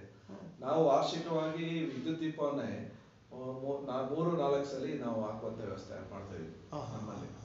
ಕೆಲವು ಕಡೆ ವಾರ್ಷಿಕ ಒಂದೇ ಸರಿ ಮಾಡ್ತಾರೆ. ಈ ಮೀನು ಕೋಳಿ ಹರಾಜು ಇಂಥದ್ದೆಲ್ಲ ದುಡ್ಡಲ್ಲಿ ಇಂಥ ಹಣದಲ್ಲಿ ನಾವು ಬೀದಿ ದೀಪಕ್ಕೆ ಉಪಯೋಗಿಸ್ಬೇಕು ಅಂತ ಹೇಳಿ 50 ಫೈನಾನ್ಸ್ ಅಲ್ಲಿ ವಾರ್ಷಿಕವಾಗಿ 2-3 ಲಕ್ಷ ರೂಪಾಯಿ ಬೀದಿ ದೀಪಕ್ಕೆ ಇಟ್ಬಿಟ್ಟು ಅದನ್ನು ನಿರ್ವಹಣೆ ಮಾಡ್ತಾ ಇದ್ದೀವಿ ಸರ್. ಮೊದಲೆಲ್ಲ ಹೇಗಿರೋದು ಅಂದರೆ ಯಾವ್ದಾದ್ರು ಒಂದು ಲೆಟರ್ ಬೇಕು ಅಂದರೆ ಅವ್ರಿಗೆ ರೆಸಿಡೆಂಟ್ ಸರ್ಟಿಫಿಕೇಟ್ಸ್ ಇರ್ಬೋದು ಅಥವಾ ಆದಾಯದ್ರು ಯಾವ್ಯಾವ ಬೇರೆ ಬೇರೆ ಸರ್ಟಿಫಿಕೇಟ್ಸ್ ಬರ್ಬೋದು. ಆ ಸರ್ಟಿಫಿಕೇಟ್ಸ್ ತಗೋಬೇಕು ಅಂದರೆ ಅವ್ರು ಇಲ್ಲಿಗೆ ಬರಬೇಕಿತ್ತು, ಗ್ರಾಮ ಪಂಚಾಯತಿಗೆ ಬಂದು ಗ್ರಾಮ ಪಂಚಾಯತಿಯಿಂದ ಕೊಡ್ತಾ ಇದ್ರು. ಬಟ್ ಈಗ ನನಗೆ ಡೋಂಟ್ ನೋ, ಐ ಥಿಂಕ್ ಇಲ್ಲ ಅಂತ ನಾನು ತಿಳ್ಕೊಂಡಿದ್ದೇನೆ. ಹಾಗೆಲ್ಲ ಏನಾಗ್ತಿತ್ತು ಅಂದರೆ ಬಂದಾಗ ನೀವು ತೆರಿಗೆಯನ್ನು ವಸೂಲು ಮಾಡಲಿಕ್ಕೆ ಒಂದು ವ್ಯವಸ್ಥೆ ಇತ್ತು. ನೋಡಪ್ಪ ನೀನು ತೆರಿಗೆ ಕಟ್ಟಬೇಕು, ಎಷ್ಟು ಬ್ಯಾಲೆನ್ಸ್ ಇದ್ರೆ ಕಟ್ಟಿದ್ರೆ ನಾನು ಕೊಡ್ತೇನೆ ಅಂತ ಇದೆಲ್ಲ ನಡೀತಾ ಇತ್ತು ಮೊದಲು ಪಂಚಾಯತ್ಗಳಲ್ಲಿ. ಸೊ ಈಗ ಹೇಗೆ ಗೊತ್ತಿಲ್ಲ. ಹಾಗಾಗಿ ಈಗ ನೀವು ತೆರಿಗೆ ವಸೂಲು ಮಾಡಲಿಕ್ಕೆ ಏನೆಲ್ಲ ಕ್ರಮಗಳು ಕೈಗೊಳ್ತೀರಾ? ಎಷ್ಟು ಪರ್ಸೆಂಟೇಜ್ ನೀವು ತೆರಿಗೆ ವರ್ಷಕ್ಕೆ ವಸೂಲಾಗ್ತದೆ? ನಮ್ಮಲ್ಲಿ ತೆರಿಗೆ ವಸೂಲಾತಿಗೆ ಬಿಲ್ ಕಲೆಕ್ಟರ್ ಅಂತ ಒಬ್ಬರಿದ್ದಾರೆ. ಅವರು ಈಗ ಇಲ್ಲಿ ರೈತರಾದ್ರಿಂದ ಬೆಳಿಗ್ಗೆ ಸಮಯದಲ್ಲಿ ಅವರು ಹೋಗಿ ಮನೆಗೆ ಹೋಗಿ ಕಲೆಕ್ಷನ್ ಮಾಡುವಂತ ಪ್ರತಿದಿನ ಮಾಡ್ತಾ ಇದ್ದಾರೆ. ಮತ್ತೆ ಈಗ ಸೀಸನ್ ಟೈಮ್ ಅದರಿಂದ ಮಾಡ್ತಾ ಇದ್ದಾರೆ. ಸುಮಾರು ನಮ್ಮಲ್ಲಿ ತೆರಿಗೆ ವಸೂಲಾತಿ ತೀರಾ ಕುಂಠಿತವಾಗಿತ್ತು. ನಾವು ಬಂದ್ಮೇಲೆ ಸ್ವಲ್ಪ ಇವರು ಬಿಲ್ ಕಲೆಕ್ಟರ್ ಮತ್ತೆ ಹಿಂದಿನ ಕಾರ್ಯದರ್ಶಿ ಒಬ್ಬರು ದೇವರಾಜ್ ಅಂತ ಅವ್ರನ್ನೆಲ್ಲ ಮನೆಗೆ ಕಳಿಸಿ ಕೊರೋನಾ ಟೈಮಲ್ಲೂ ಸುಮಾರು ಪೆಂಡಿಂಗ್ ಆಯ್ತು. ಕೆಲವೊಂದು ಸಾವಿರಾರು ರೂಪಾಯಿ ಬ್ಯಾಲೆನ್ಸ್ ಇದೆ, ಅವರೇ ತಿಳ್ಕೊಂಡು ಕಟ್ಟಬೇಕಿತ್ತು. ಆದ್ರೂ ಮನೆಗಳಿಗೆ ನೋಟಿಸ್ ಮಾಡುವಂಥದ್ದು ಅದೆಲ್ಲ ಮಾಡಿ ಸುಮಾರು ಒಂದು 50% ಅಂತ ನಾವು ಕಲೆಕ್ಷನ್ ಮಾಡುವಂತ ವ್ಯವಸ್ಥೆನ ಬಿಲ್ ಮಾಡಿದ್ವಿ ತೆರಿಗೆಯನ್ನ. ಮತ್ತೆ ನಾವು ಈಗ ನಮ್ಮಲ್ಲಿ ಮುಖ್ಯವಾಗಿ ಏನಂದ್ರೆ ಈ ವಿದ್ಯುತ್ಗೆ NOC, ಈ ರೀತಿಯ NOCಗಳಿಗೆ ಮತ್ತೆ ಕೆಲವು ದೃಢೀಕರಣಗಳಿಗೆ ಬರ್ತಾರೆ. ಈಗ ವಾಸ ದೃಢೀಕರಣ ಇಂಥದೆಲ್ಲ ನಾವು ಪಂಚಾಯತಿಂದ ಕೊಡುವಂತಿಲ್ಲ, ಹಿಂದೆ ಇತ್ತು, ಮೊದಲಿತ್ತು. ಏನಂದ್ರೆ ಈ ತೆರಿಗೆ ಬಾಕಿ ಇಡ್ಸ್ಕೊಂಡವನು ಅವ್ರು ಬರೋದೇ ಇಂಥ ದೃಢೀಕರಣ ಅಂತ ಟೈಮಲ್ಲಿ ಬಂದಾಗ ನಾವು ಅವರು ತೀರಾ ಪಂಚಾಯತಿಗೆ ಪ್ರತಿ ವಾರ್ಷಿಕವಾಗಿ ಕಂದಾಯ ಕಟ್ಟುವಂತವ್ರು ಇದ್ರೆ ಅವರಿಗೆ ಡಿಮ್ಯಾಂಡ್ ಮಾಡೋದಿಲ್ಲ.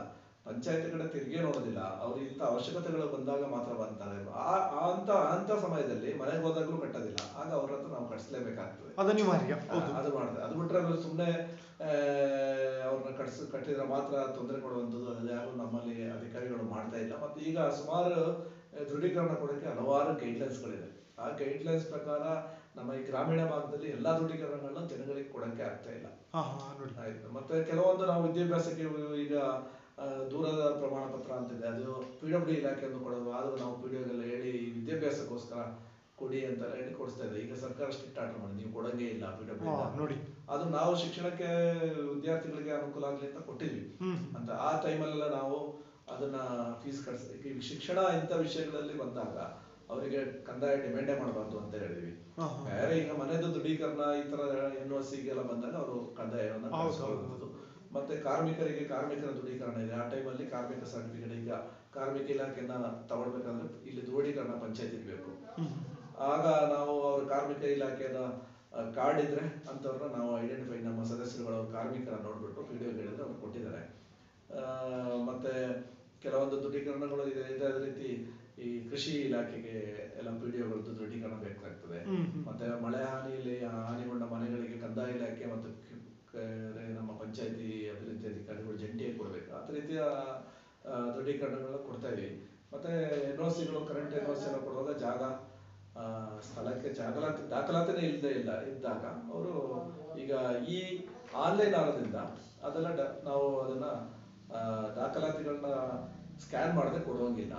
ಅದರಿಂದ ಕೆಲವೊಂದು ನಿರೀಕ್ಷೇಪಣಾ ಪತ್ರಗಳು ಕೊಡಕ್ಕೆ ಅಸಾಧ್ಯ ಆಗ್ತಾ ಇಲ್ಲ. ಜನಗಳಿಗೂ ಅವ್ರ ದಾಖಲಾತಿಗಳಿಲ್ಲ. ನಮ್ಮ ಮೈನ್ ಮತ್ತೆ ಏನಂದ್ರೆ ನಮ್ಮಲ್ಲಿ ಸುಮಾರು ಗೋಮಾಳ, ಊರುಡುವೆ ಇಂಥ ಜಾಗದಲ್ಲಿ ಮನೆ ಕಟ್ಕೊಂಡಿದ್ದಾರೆ. ಅವರಿಗೆಲ್ಲ ನಾವು ದಾಖಲಾತಿಗಳನ್ನ ಪೈಸರಿ ಜಾಗದಲ್ಲಿ ಏನ್ ಕಟ್ಕೊಂಡಿದ್ದಾರೆ ಅವರಿಗೆಲ್ಲ ಆಲ್ಮೋಸ್ಟ್ ನಾವೇ ಹೇಳಿ ಅವರಿಗೆ ಸಲಹೆ ಕೊಟ್ಟು ತಹಸೀಲ್ದಾರ್ ಹತ್ರ ಮಾತಾಡಿ ಸುಮಾರು 94C ಹಕ್ಕುಪತ್ರ ಕೊಡಿಸುವಂತ ಕೆಲಸ ಮಾಡಿದೀವಿ.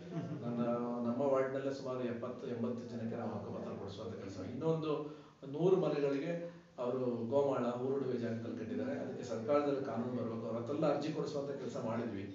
ಅರಣ್ಯ ಹಕ್ಕು ಸಮಿತಿಯಲ್ಲಿ ಮಾಡೋಣ ಅಂತ ಅರಣ್ಯ ಹಕ್ಕು ಸಮಿತಿಯನ್ನ ಮಾಡ್ತಾರೆ. ಅದರಲ್ಲಿ SC STಗೆ ಜಾಸ್ತಿ ಕೊಡ್ಬೇಕು ಅಂತ ಇದೆ. ಆದ್ರೆ ಈ ವ್ಯಾಪ್ತಿಗಳಲ್ಲಿ SC STಗಳು ಸಂಖ್ಯೆ ತೀರಾ ಕಡಿಮೆ. ಅದರಿಂದ ನಮಗೆ ಅರಣ್ಯ ಹಕ್ಕು ಸಮಿತಿಯಲ್ಲೂ ಸಹ ಅದನ್ನ ಕೊಡಕ್ಕೆ ಆಗ್ತಾ ಇಲ್ಲ. ಆ ಮನೆಗಳಿಗೆ ಅವ್ರಿಗೆ ಏನಾದ್ರು ಒಂದು ಡಾಕ್ಯುಮೆಂಟ್ಸ್ ಕೊಡಬೇಕು ಅಂತ ನಮ್ಮ ಒಂದು ದೊಡ್ಡ ಮಟ್ಟದ ಒಂದು ಆಲೋಚನೆ ಇದೆ. ಸರ್ಕಾರದ ನಿಯಮಗಳು ಬದಲಾವಣೆ ಆದ್ರೆ ಅದು ಮಾಡ್ತೀವಿ. ಸರ್, ನಂತರ ಇನ್ನೊಂದೇನಂದ್ರೆ ಇಲ್ಲಿ ನಮ್ಮ ಮಲೆನಾಡು ಪ್ರದೇಶದಲ್ಲಿ ಮರವನ್ನ ರೈತ ನೆಡ್ತಾನೆ. ಅವನೇನ್ ಇರ್ತಾನೆ ಆದ್ರೆ ಆ ಮರವನ್ನ ಅವ್ನು ಕಡಿಯಕ್ಕಾಗಲ್ಲ. ಕಡಿಬೇಕು ಅಂತಾರೆ ಇವನ್ ನೆಟ್ಟು ಮರವನ್ನು ಕಡಿಲಿಕ್ಕೆ ನಾವು ಫಾರೆಸ್ಟ್ ಆಫೀಸ್ಗೆ ಹೋಗ್ಬೇಕಾಗುತ್ತೆ. ಅಥವಾ ನಿಮ್ಮ ಪಂಚಾಯತಿಯಲ್ಲಿ ಎಲ್ಲ ಅನುಮತಿ ಅಂತ ನಂತರ ಆ ಮರವನ್ನ ಕಡಿಬೇಕಾಗ್ತದೆ. ಇಂಥ ಕಾನೂನುಗಳು ಅಂದ್ರೆ ಇದು ಬೇಡ ಅಂತಲೂ ಹೇಳಲಿಕ್ಕಾಗಲ್ಲ. ಯಾಕೆಂದ್ರೆ ಒಂದ್ ಕಡೆ ಪ್ರಕೃತಿ ನಾಶ ಅಂತ ಅವ್ರು ಹೇಳ್ತಾರೆ. ಅಥವಾ ಬೇಕು ಅಂದಾಗ ಕೆಲವೇಳೆ ರೈತನಿಗೆ ತುಂಬಾ ತೊಂದರೆ ಆಗ್ತದೆ. ಎಲ್ಲೋ ಹೋಗ್ಬೇಕು, ಅವನಿಗೆ ಕೊಡ್ಲಿಕ್ಕೆ ಒಂದು ಸರ್ಟಿಫಿಕೇಟ್ ಕೊಡ್ಲಿಕ್ಕೆ 1 ತಿಂಗಳು ಅವಸ್ತಾರೆ. 1 ತಿಂಗಳು ನಾಳೆ ಬಾ, ನಾಡ್ದು ಬಾ, ಆಗ ಬಾ, ಈಗ ಬಾ ಅಂತ ಇದೆಲ್ಲವೂ ಆಗ್ತದೆ. ಇದ್ರ ಬಗ್ಗೆ ಎಸ್ ಎ ಮೆಂಬರ್ ಆಗಿ ಅಥವಾ ಏನು ಅಧ್ಯಕ್ಷರಾಗಿ ನೀವು ಯೋಚನೆಯನ್ನ ಮಾಡಿದ್ರೆ ಅಥವಾ ಆ ಒಂದು ಇದ್ರ ಬಗ್ಗೆ ಮಾತನಾಡೋದಾದ್ರೆ ಸರ್? ಅಂದ್ರೆ ಅರಣ್ಯ ಇಲಾಖೆಯಲ್ಲಿ ಅದ್ರ ಬಗ್ಗೆ ನಿರ್ದಿಷ್ಟವಾದ ಕಾನೂನು ಇದೆ. ಕಾನೂನು ಒಂದು ಸಾಮಾನ್ಯ ಜನರು ಹೋಗಿ ಮರ ಕಡಿಬೇಕಂದ್ರೆ ಸುಮಾರು ಅದಕ್ಕೆ ದಾಖಲಾತಿಗಳು ಕೊಡ್ಬೇಕಾಗ್ತದೆ. ಮತ್ತೆ ದುರಸ್ತಿ ಆಗಿಲ್ಲ ಅಂದ್ರೆ ಜಮೀನಲ್ಲಿ ಕಡಿಯಕ್ಕೆ ಕಷ್ಟ ಇದೆ. ಮತ್ತೆ ರೆಡೀಮ್ ಅನ್ರೆಡೀಮ್ ಇದೆ. ಇಲ್ಲಿ ಮರ ಕಡಿಯಕ್ಕೆ ತುಂಬಾ ಸಮಸ್ಯೆ ಇದೆ. ಹೌದು, ಖಂಡಿತ. ಅದನ್ನ ಬೋನಫೈಡ್ ಅಂತ ಒಂದು ಪರ್ಮಿಟ್ ಎಲ್ಲ ಕೊಡ್ತಾರೆ. ಅದು ನಾನು ಹೇಳೋದಂದ್ರೆ ಅರಣ್ಯ ಇಲಾಖೆಯವರು ಸ್ವಲ್ಪ ಸುಲಲಿತ ಮಾಡಬೇಕು. ಪಾರದರ್ಶಕವಾಗಿ ಒಬ್ಬ ನಿರ್ದಿಷ್ಟ ರೈತ ಅವನ ಮನೆಗೆ ಯೂಸ್ ಮಾಡುವಂತ, ಅವನ ಮನೆ ಕಟ್ಟಕ್ಕೆ ಮಾಡುವಂತ ಇದಿದ್ರೆ ಅದನ್ನ ವಾಸ್ತವನ್ನ ಅರಿತು ಅದನ್ನ ಸುಲಲಿತವಾಗಿ ಮಾಡ್ಕೊಡ್ಬೇಕು. ಅದು ಬಾರಿ ಪ್ರಕ್ರಿಯೆಗಳು ಮಡಿಕೇರಿ ಎಲ್ಲ ಹೋಗ್ಬಿಟ್ಟು ಬಂದು ಈಗ ಆನ್ಲೈನ್ ಇದೆ. ಸ್ವಲ್ಪ ಆದ್ರೂ ಅವರಿಗೆ ಕಷ್ಟ ಆಗ್ತದೆ ಅಂತ ಹೇಳ್ಬಿಟ್ಟು ಅವ್ರೇನ್ ಮಾಡ್ತಾರೆ, ಅರಣ್ಯ ಇಲಾಖೆಗೂ ಯಾರಿಗೂ ತಿಳಿಸದೆ ಅಲ್ಲೇ ಅವರು ಅನಧಿಕೃತವಾಗಿ ಮರ ಕಡಿಯುವಂತ ಇದು ವ್ಯವಸ್ಥೆಗೆಲ್ಲ ಇಳಿತಾರೆ ಜನ.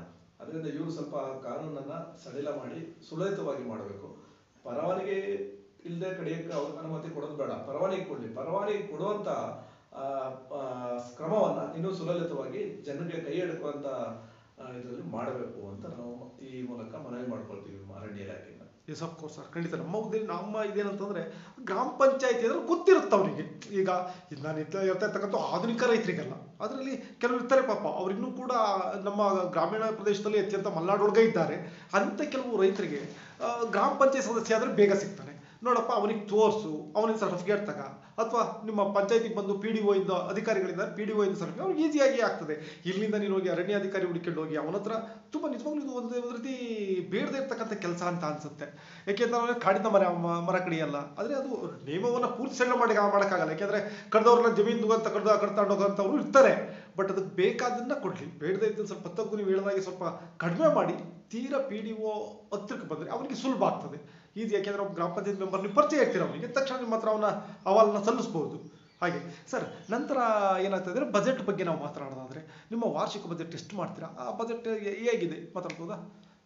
ನಮ್ಮಲ್ಲಿ ವಾರ್ಷಿಕವಾಗಿ ನಾವು ಅಂದ್ರೆ ಈಗ 15 ಫೈನಾನ್ಸ್ ಅಲ್ಲಿ ನಾವು 19 ಲಕ್ಷ ರೂಪಾಯಿ ನಮಗೆ ಬರ್ತದೆ. ಕಡಿಮೆ ನಮ್ಮಲ್ಲಿ ಅನುದಾನ ಬರುತ್ತೆ. ಅದರಲ್ಲಿ ನಾವು ಪ್ರತಿ ಮೆಂಬರ್ ಏನು ವಿದ್ಯುತ್ ಮತ್ತೆ ವಿದ್ಯುತ್ ದೀಪ ನಿರ್ವಹಣೆ ಮತ್ತೆ ಇದು ಸ್ವಚ್ಛ ಕಸ ಸಂಗ್ರಹಣೆ ನಿರ್ವಹಣೆ ಮತ್ತು ನಮ್ಮಲ್ಲಿ ಸ್ಟಾಫ್ಗಳಿಗೆ ಕೆಲವೊಂದಿಗೆ ನಮ್ಮಲ್ಲಿ ಸ್ಯಾಲರಿ ಬರ್ತಾ ಇಲ್ಲ ತಾಂತ್ರಿಕ ಸಮಸ್ಯೆಯಿಂದ ಅವರಿಗೆ ಇಟ್ಟು ನಮಗೆ ಕೇವಲ 9 ಜನ ಮೆಂಬರ್ಗಳಿಗೆ ನಾವು 9 ಲಕ್ಷನೇ ಉಳಿಯೋದು. ಪ್ರತಿ ವಾರ್ಷಿಕವಾಗಿ ನಾವು ಒಬ್ಬೊಬ್ಬರು ಮೆಂಬರ್ ಒಂದೊಂದು ಲಕ್ಷ ರೂಪಾಯಿ ನಾವು ಕಾಮಗಾರಿಯನ್ನು ಕೈಗೊಳ್ಳಬಹುದು. ಅದಲ್ಲದೆ ನಮ್ಮಲ್ಲಿ 1 ಕೋಟಿ ಹತ್ರ ನಾವು ಉದ್ಯೋಗ ಖಾತ್ರಿ ಯೋಜನೆ ಅಡಿ ನಾವು ಆಕ್ಷನ್ ಪ್ಲಾನ್ ಅನ್ನು ಮಾಡ್ಕೋಬಹುದು. ಮತ್ತೆ ನಮ್ಮಲ್ಲಿ ಪ್ರತಿ ತಿಂಗಳು ಒಂದು ವರ್ಗ ಒಂದರಲ್ಲಿ ನಮಗೆ ಪ್ರತಿ ತಿಂಗಳು 1 ಲಕ್ಷ ರೂಪಾಯಿ ಹತ್ರ ನಮಗೆ ಖರ್ಚು ನಾವು ವಾರ್ಷಿಕವಾಗಿ ಅದೊಂದು 12 ಲಕ್ಷ, ಇದೊಂದು 19, ಅದೊಂದು 1 ಕೋಟಿ ನಾವು ಇದು ಎಸ್ಟಿಮೇಟ್ ಅನ್ನು ಮಾಡ್ತೀವಿ. ಆದ್ರೆ ಉದ್ಯೋಗ ಖಾತ್ರಿ ಹೊರತುಪಡಿಸಿದ್ರೆ ಒಂದು 30 ರಿಂದ 40 ಲಕ್ಷ ರೂಪಾಯಿ ನಾವು ವಾರ್ಷಿಕವಾಗಿ ಬಡ್ಜೆಟ್ ಮಾಡ್ಕೊಳ್ತೀವಿ. ಆದ್ರೆ ಉದ್ಯೋಗ ಖಾತ್ರಿಯಲ್ಲಿ 1 ಕೋಟಿ ಮಾಡ್ತೀವಿ, ಆದ್ರೆ ಅದರಲ್ಲಿ ಕೆಲಸ ಮಾಡಕ್ಕೆ ಅದು ಅಷ್ಟು ಸಾಧ್ಯ ಆಗ್ತಾ ಇಲ್ಲ. 50% ಮಾಡಕ್ ಆಗ್ತಾ ಇಲ್ಲ. ಈಗಿನ ಕಾನೂನು ಮತ್ತೆ ಈಗ MMS ಇದೆ, ಡೈಲಿ ದಿನನಿತ್ಯ ಫೋಟೋ ಹೊಡಿಬೇಕು. ಆದ್ರೆ ಇದರಲ್ಲಿ ನಮಗೆ ಏನು ಖುಷಿ ಅಂದ್ರೆ ರೈತರಿಗೆ ಅನುಕೂಲ ಆಗುವಂತ ಒಂದು ಯೋಜನೆ ಇದೆ, ಅಡಿಕೆ ಗಿಡ ಇಂಥದ್ದು. ನಮ್ಮ ಈ ಭಾಗದಲ್ಲಿ ರೈತರುಗಳು ದೊಡ್ಡ ಮಟ್ಟದಲ್ಲಿ ಅದನ್ನ ಪ್ರಯೋಜನ ಪಡ್ಕೊಂಡಿದ್ದಾರೆ. ಪ್ರತಿ ವರ್ಷ 50 ರಿಂದ 60 ರೈತರುಗಳು ತೋಟಗಾರಿಕೆ ಇಲಾಖೆಯ ಸಹಕಾರದೊಂದಿಗೆ ನಾವು ಅದನ್ನ ಆಕ್ಷನ್ ಪ್ಲಾನ್ ಮಾಡುವಂತ ರೈತರು ನಮಗೆ ವಾರ್ಡ್ ಸಭೆಯಲ್ಲಿ ಗ್ರಾಮ ಸಭೆಯಲ್ಲಿ ಅರ್ಜಿ ಕೊಟ್ಟಿರ್ತಾರೆ. ಅದನ್ನ ನಾವು ರೈತರಿಗೆ ಅಡಿಕೆ ಗಿಡ ಅಂತ ಸೇರ್ಪಡೆ ಮಾಡ್ಕೊಂಡು ಸುಮಾರು ಅವರಿಗೆ ಒಬ್ಬ ರೈತರಿಗೆ 80,000ವರೆಗೂ ಅಡಿಕೆ ಗಿಡ, ಅದೊಂದು ದೊಡ್ಡ ಯೋಜನೆ. ಅದನ್ನು ದೊಡ್ಡ ಒಂದು ಪ್ರತಿಫಲವನ್ನ ಇಲ್ಲಿ ರೈತರುಗಳು ನಮ್ಮ ಈ ಭಾಗದಲ್ಲಿ ಬೆಂಗಳೂರು ಇಲ್ಲೆಲ್ಲ ನಮ್ಮ ವಾರ್ಡ್ಗಳಲ್ಲಿ ಪಡ್ಕೊಂಡಿದ್ದಾರೆ. ಅದೊಂದು ಸಮಾಧಾನ ನಮಗೆ. ರೈತರಿಗಾದ್ರೂ ದೊರಕಿದೆಯಲ್ಲ ನಮ್ಮ ಪಂಚಾಯತಿ ಒಳ್ಳೆ ವಿಚಾರ ಸರ್. ನಿಜವಾಗ್ಲೂ ಒಳ್ಳೆ ವಿಚಾರ. ಆ ಯೋಜನೆಯನ್ನು ತಂದಿದ್ದೇ ಒಂದು ಒಳ್ಳೆ ವಿಚಾರ. ಗ್ರಾಮೀಣ ಏನು ಉದ್ಯೋಗ ಖಾತ್ರಿ ಯೋಜನೆ ತಂದ್ರು ಅದೇ ನಿಜವಾಗ್ಲೂ ಒಂದು ಒಳ್ಳೆಯ ವಿಷಯ ಸರ್. ನಂತರ ಇನ್ನೊಂದೇನಂತಂದ್ರೆ ನಾವು ಹಳ್ಳಿಗಳಿರ್ತೇವೆ, ಇಲ್ಲಿ ಡಿಸ್ಪ್ಯೂಟ್ಗಳು ಸಾಮಾನ್ಯ ಹಳ್ಳಿಗಳಲ್ಲಿ.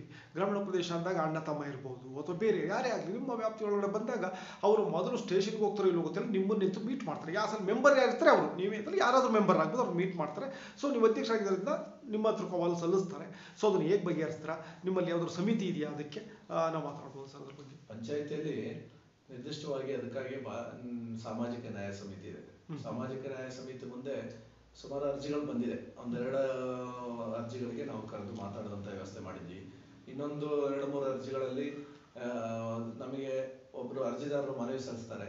ಆಪೋಸಿಟ್ ಪಾರ್ಟಿ, ಎದುರು ಪಾರ್ಟಿ ಏನಿದ್ದಾರೆ ಅವ್ರು ಕರೆದಾಗ ನಮಗೆ ಸ್ಪಂದಿಸಲಿಲ್ಲ. ಮತ್ತೆ ನಮ್ಮಲ್ಲಿ ಏನಾದ್ರು ಪೊಲೀಸರ ರೀತಿಯಲ್ಲಿ ನಾವು ಅದನ್ನ ಕಾನೂನು ಅವ್ರಿಗೆ ಕರ್ಕೊಂಡ್ಬರುವಂತ ವ್ಯವಸ್ಥೆ ಇಲ್ಲ.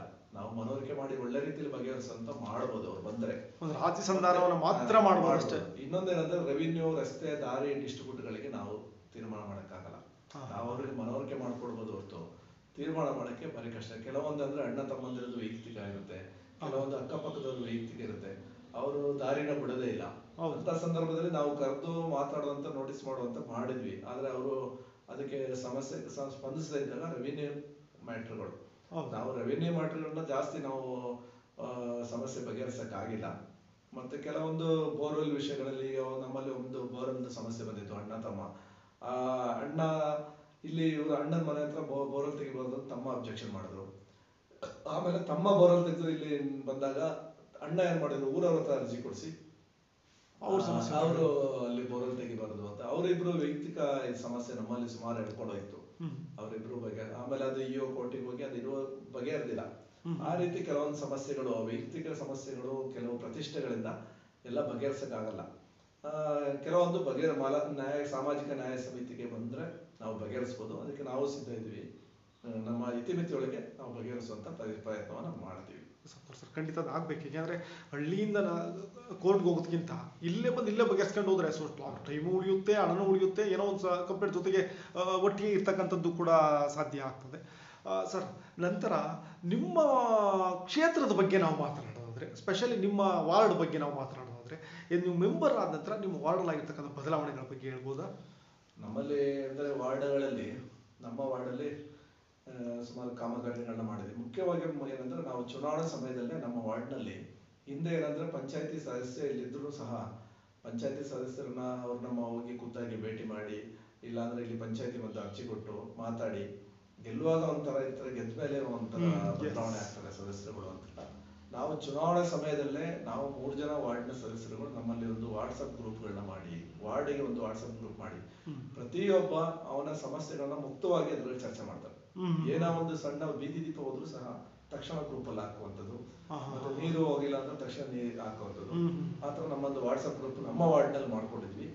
ಆ ವಾಟ್ಸಪ್ ಗ್ರೂಪ್ಗಳಲ್ಲಿ ಅವರು ಎಲ್ಲ ಚರ್ಚೆಗಳನ್ನ ಹೇಳ್ತಾರೆ. ಮತ್ತೆ ನಾವು ಸಹ ಗ್ರೂಪ್ಗಳಲ್ಲಿ ಪಂಚಾಯತಿ ಯೋಜನೆಗಳು, ಸರ್ಕಾರದ ವಿವಿಧ ಯೋಜನೆಗಳು ಮತ್ತೆ ಸರ್ಕಾರದ ಸೌಲಭ್ಯಗಳನ್ನ ಮಾಹಿತಿ ತಿಳಿಸುವಂತ ಕೆಲಸವನ್ನ ಆ ಗ್ರೂಪ್ ನಲ್ಲಿ ಮಾಡಿದ್ವಿ. ನಮಗೆ ಈಗ ಪಂಚಾಯತಿ, ಇಡೀ ಪಂಚಾಯತಿಗೆ ಸೇರಿ ಒಂದು ಪಂಚಾಯತಿಯಿಂದಲೇ PDO ಮತ್ತೆ ನಮ್ಮ ಅಧಿಕಾರಿಗಳು ನಿರ್ವಹಿಸುವಂತ ಒಂದು ವಾಟ್ಸಪ್ ಗ್ರೂಪ್ ಮಾಡಬೇಕು ಅಂತ ನಾವೊಂದು ಯೋಚನೆ ಇದೆ. ಅದನ್ನ ನಾವು ಮುಂದಿನ ಸಭೆಯಲ್ಲಿ ತೀರ್ಮಾನ ಮಾಡಿ ಎಲ್ಲ ಇಡೀ ಪಂಚಾಯತಿ ವ್ಯಾಪ್ತಿಯ ಜನಗಳನ್ನ ಸೇರಿ ಮಾಡಬೇಕು ಅಂತ. ಅದ್ರಲ್ಲಿ ಏನಾಗ್ತದೆ, ಅವರಿಗೆ ಮಾಹಿತಿಗಳು ಲಭ್ಯ ಆಗ್ತದೆ. ಮಾಹಿತಿಗಳು ಲಭ್ಯ ಆಗ್ತದೆ. ಮತ್ತೆ ಪಂಚಾಯತಿಗೂ ಜನಗಳು ಜಾಸ್ತಿ ಆಸಕ್ತಿ ವಹಿಸಿಕೊಂಡು ಬರುವಂತದ್ದು. ಮತ್ತೆ ಏನಾದ್ರು ಯೋಜನೆಗಳಿದ್ದಾಗ ಮಾತ್ರ ಜನಗಳು ಬರುವಂತದ್ದು. ಸುಮ್ಮನೆ ಅವರು ಬಂದು ಮಾಡಲ್ಲ. ಏನಾದ್ರು ಅವ್ರ ಕೆಲಸ ಕಾರ್ಯಗಳಿದ್ದಾಗ ಬರ್ತಾರೆ. ಅಂದ್ರೆ ನಮ್ಮ ಈ ಅನುದಾನಗಳು ಇತಿಮಿತಿ ಇದರಿಂದ ನಾವು ನಮ್ಮ ಎಲ್ಲಾ ಉದ್ದೇಶಗಳ ಕೆಲಸಗಳನ್ನ ಮಾಡ್ಕೊಳಕ್ಕೆ ಆಗ್ತಾ ಇಲ್ಲ. ಮುಂದಿನ 2 ವರ್ಷದ ಅವಧಿಯಲ್ಲಿ ನಮ್ಮ ಏನು ನಾವು ಕೆಲಸಗಳನ್ನ ಮಾಡ್ಕೊ ಬರ್ಬೇಕಂದ್ರೆ ಗುರಿ ಇಟ್ಕೊಂಡ್ ಬಂದಿದೆ, ಅದನ್ನ ಮುಗಿಸ್ಬೇಕು ಅಂತ ನಾವು ಒಂದು ಗುರಿ ಇದೆ. ಅದನ್ನ ಮಾಡೋ ಪ್ರಯತ್ನ ಎಲ್ಲ ಮಾಡ್ತೀವಿ ನಿರಂತರವಾಗಿ. ಖಂಡಿತ ಸರ್. ಸರ್, ನಂತರ ಏನಂತಂದ್ರೆ ನಿಮ್ಮ ವೈಯಕ್ತಿಕ ವಿಚಾರವನ್ನು ನಾವು ಮಾತನಾಡೋದಾದ್ರೆ, ಸೊ ನೀವು ಹುಟ್ಟಿದ್ದು ಬೆಳೆದಿದ್ದು ಕಲಿತ ಶಾಲೆ, ತಂದೆ ತಾಯಿ ಹೇಳ್ಬೋದು? ನಾವು ಇಲ್ಲೇ ಇದೆ ಬ್ಯಾಡಗೋಟೆ ನಮ್ಮ ಹುಟ್ಟೂರು. ನಾವು ಇಲ್ಲೇ ಪಂಚಾಯತಿ ಹಿಂಭಾಗದಲ್ಲಿರುವ ಹಿರಿಯ ಪ್ರಾಥಮಿಕ ಶಾಲೆಯಲ್ಲಿ 7ನೇ ತರಗತಿ ಓದಿದ್ದು. ನಂತರ ನಾವು ಹಾಸನದಲ್ಲಿ ಹೈಸ್ಕೂಲ್ ಮಾಡಿ, ಆಮೇಲೆ ಕೇರಳದಲ್ಲೆಲ್ಲ ಓದಿ, ಆಮೇಲೆ ನಮ್ಮ ತಂದೆ ಗುತ್ತಿಗೆದಾರರಾಗಿದ್ದು, ಅವ್ರ ಜೊತೆ ನಾವು ಹೋಗಿ ಕೆಲಸ ಮಾಡ್ತಾ ಇದ್ದು. ನಂತರ ನಮ್ಮ ತಂದೆ ತೀರ್ಕೊಂಡ ನಂತರ ನಾವು ಇಲ್ಲೇ ಯುವಕ ಸಂಘ ಅದು ಮಾಡಿ ಸಾಮಾಜಿಕ ಚಟುವಟಿಕೆ, ರಾಜಕೀಯ ಪಕ್ಷಗಳಲ್ಲಿ ಗುರುತಿಸ್ಕೊಂಡೆಲ್ಲ ಕೆಲಸ ಮಾಡ್ಕೊಂಡಿದ್ದು. ಆ ನಂತರ ನಮಗೆ ಪತ್ರಿಕೆ ಈ ವಿಷಯದಲ್ಲಿ ನಮ್ಮ ತಂದೆಯರು ಸಹ ಪತ್ರಿಕೆಯಲ್ಲಿ ಭಾರಿ ಆಸಕ್ತಿ ಇದ್ರು. ಅವರು ದಿವಸ ಪತ್ರಿಕೆ ಓದಬೇಕು.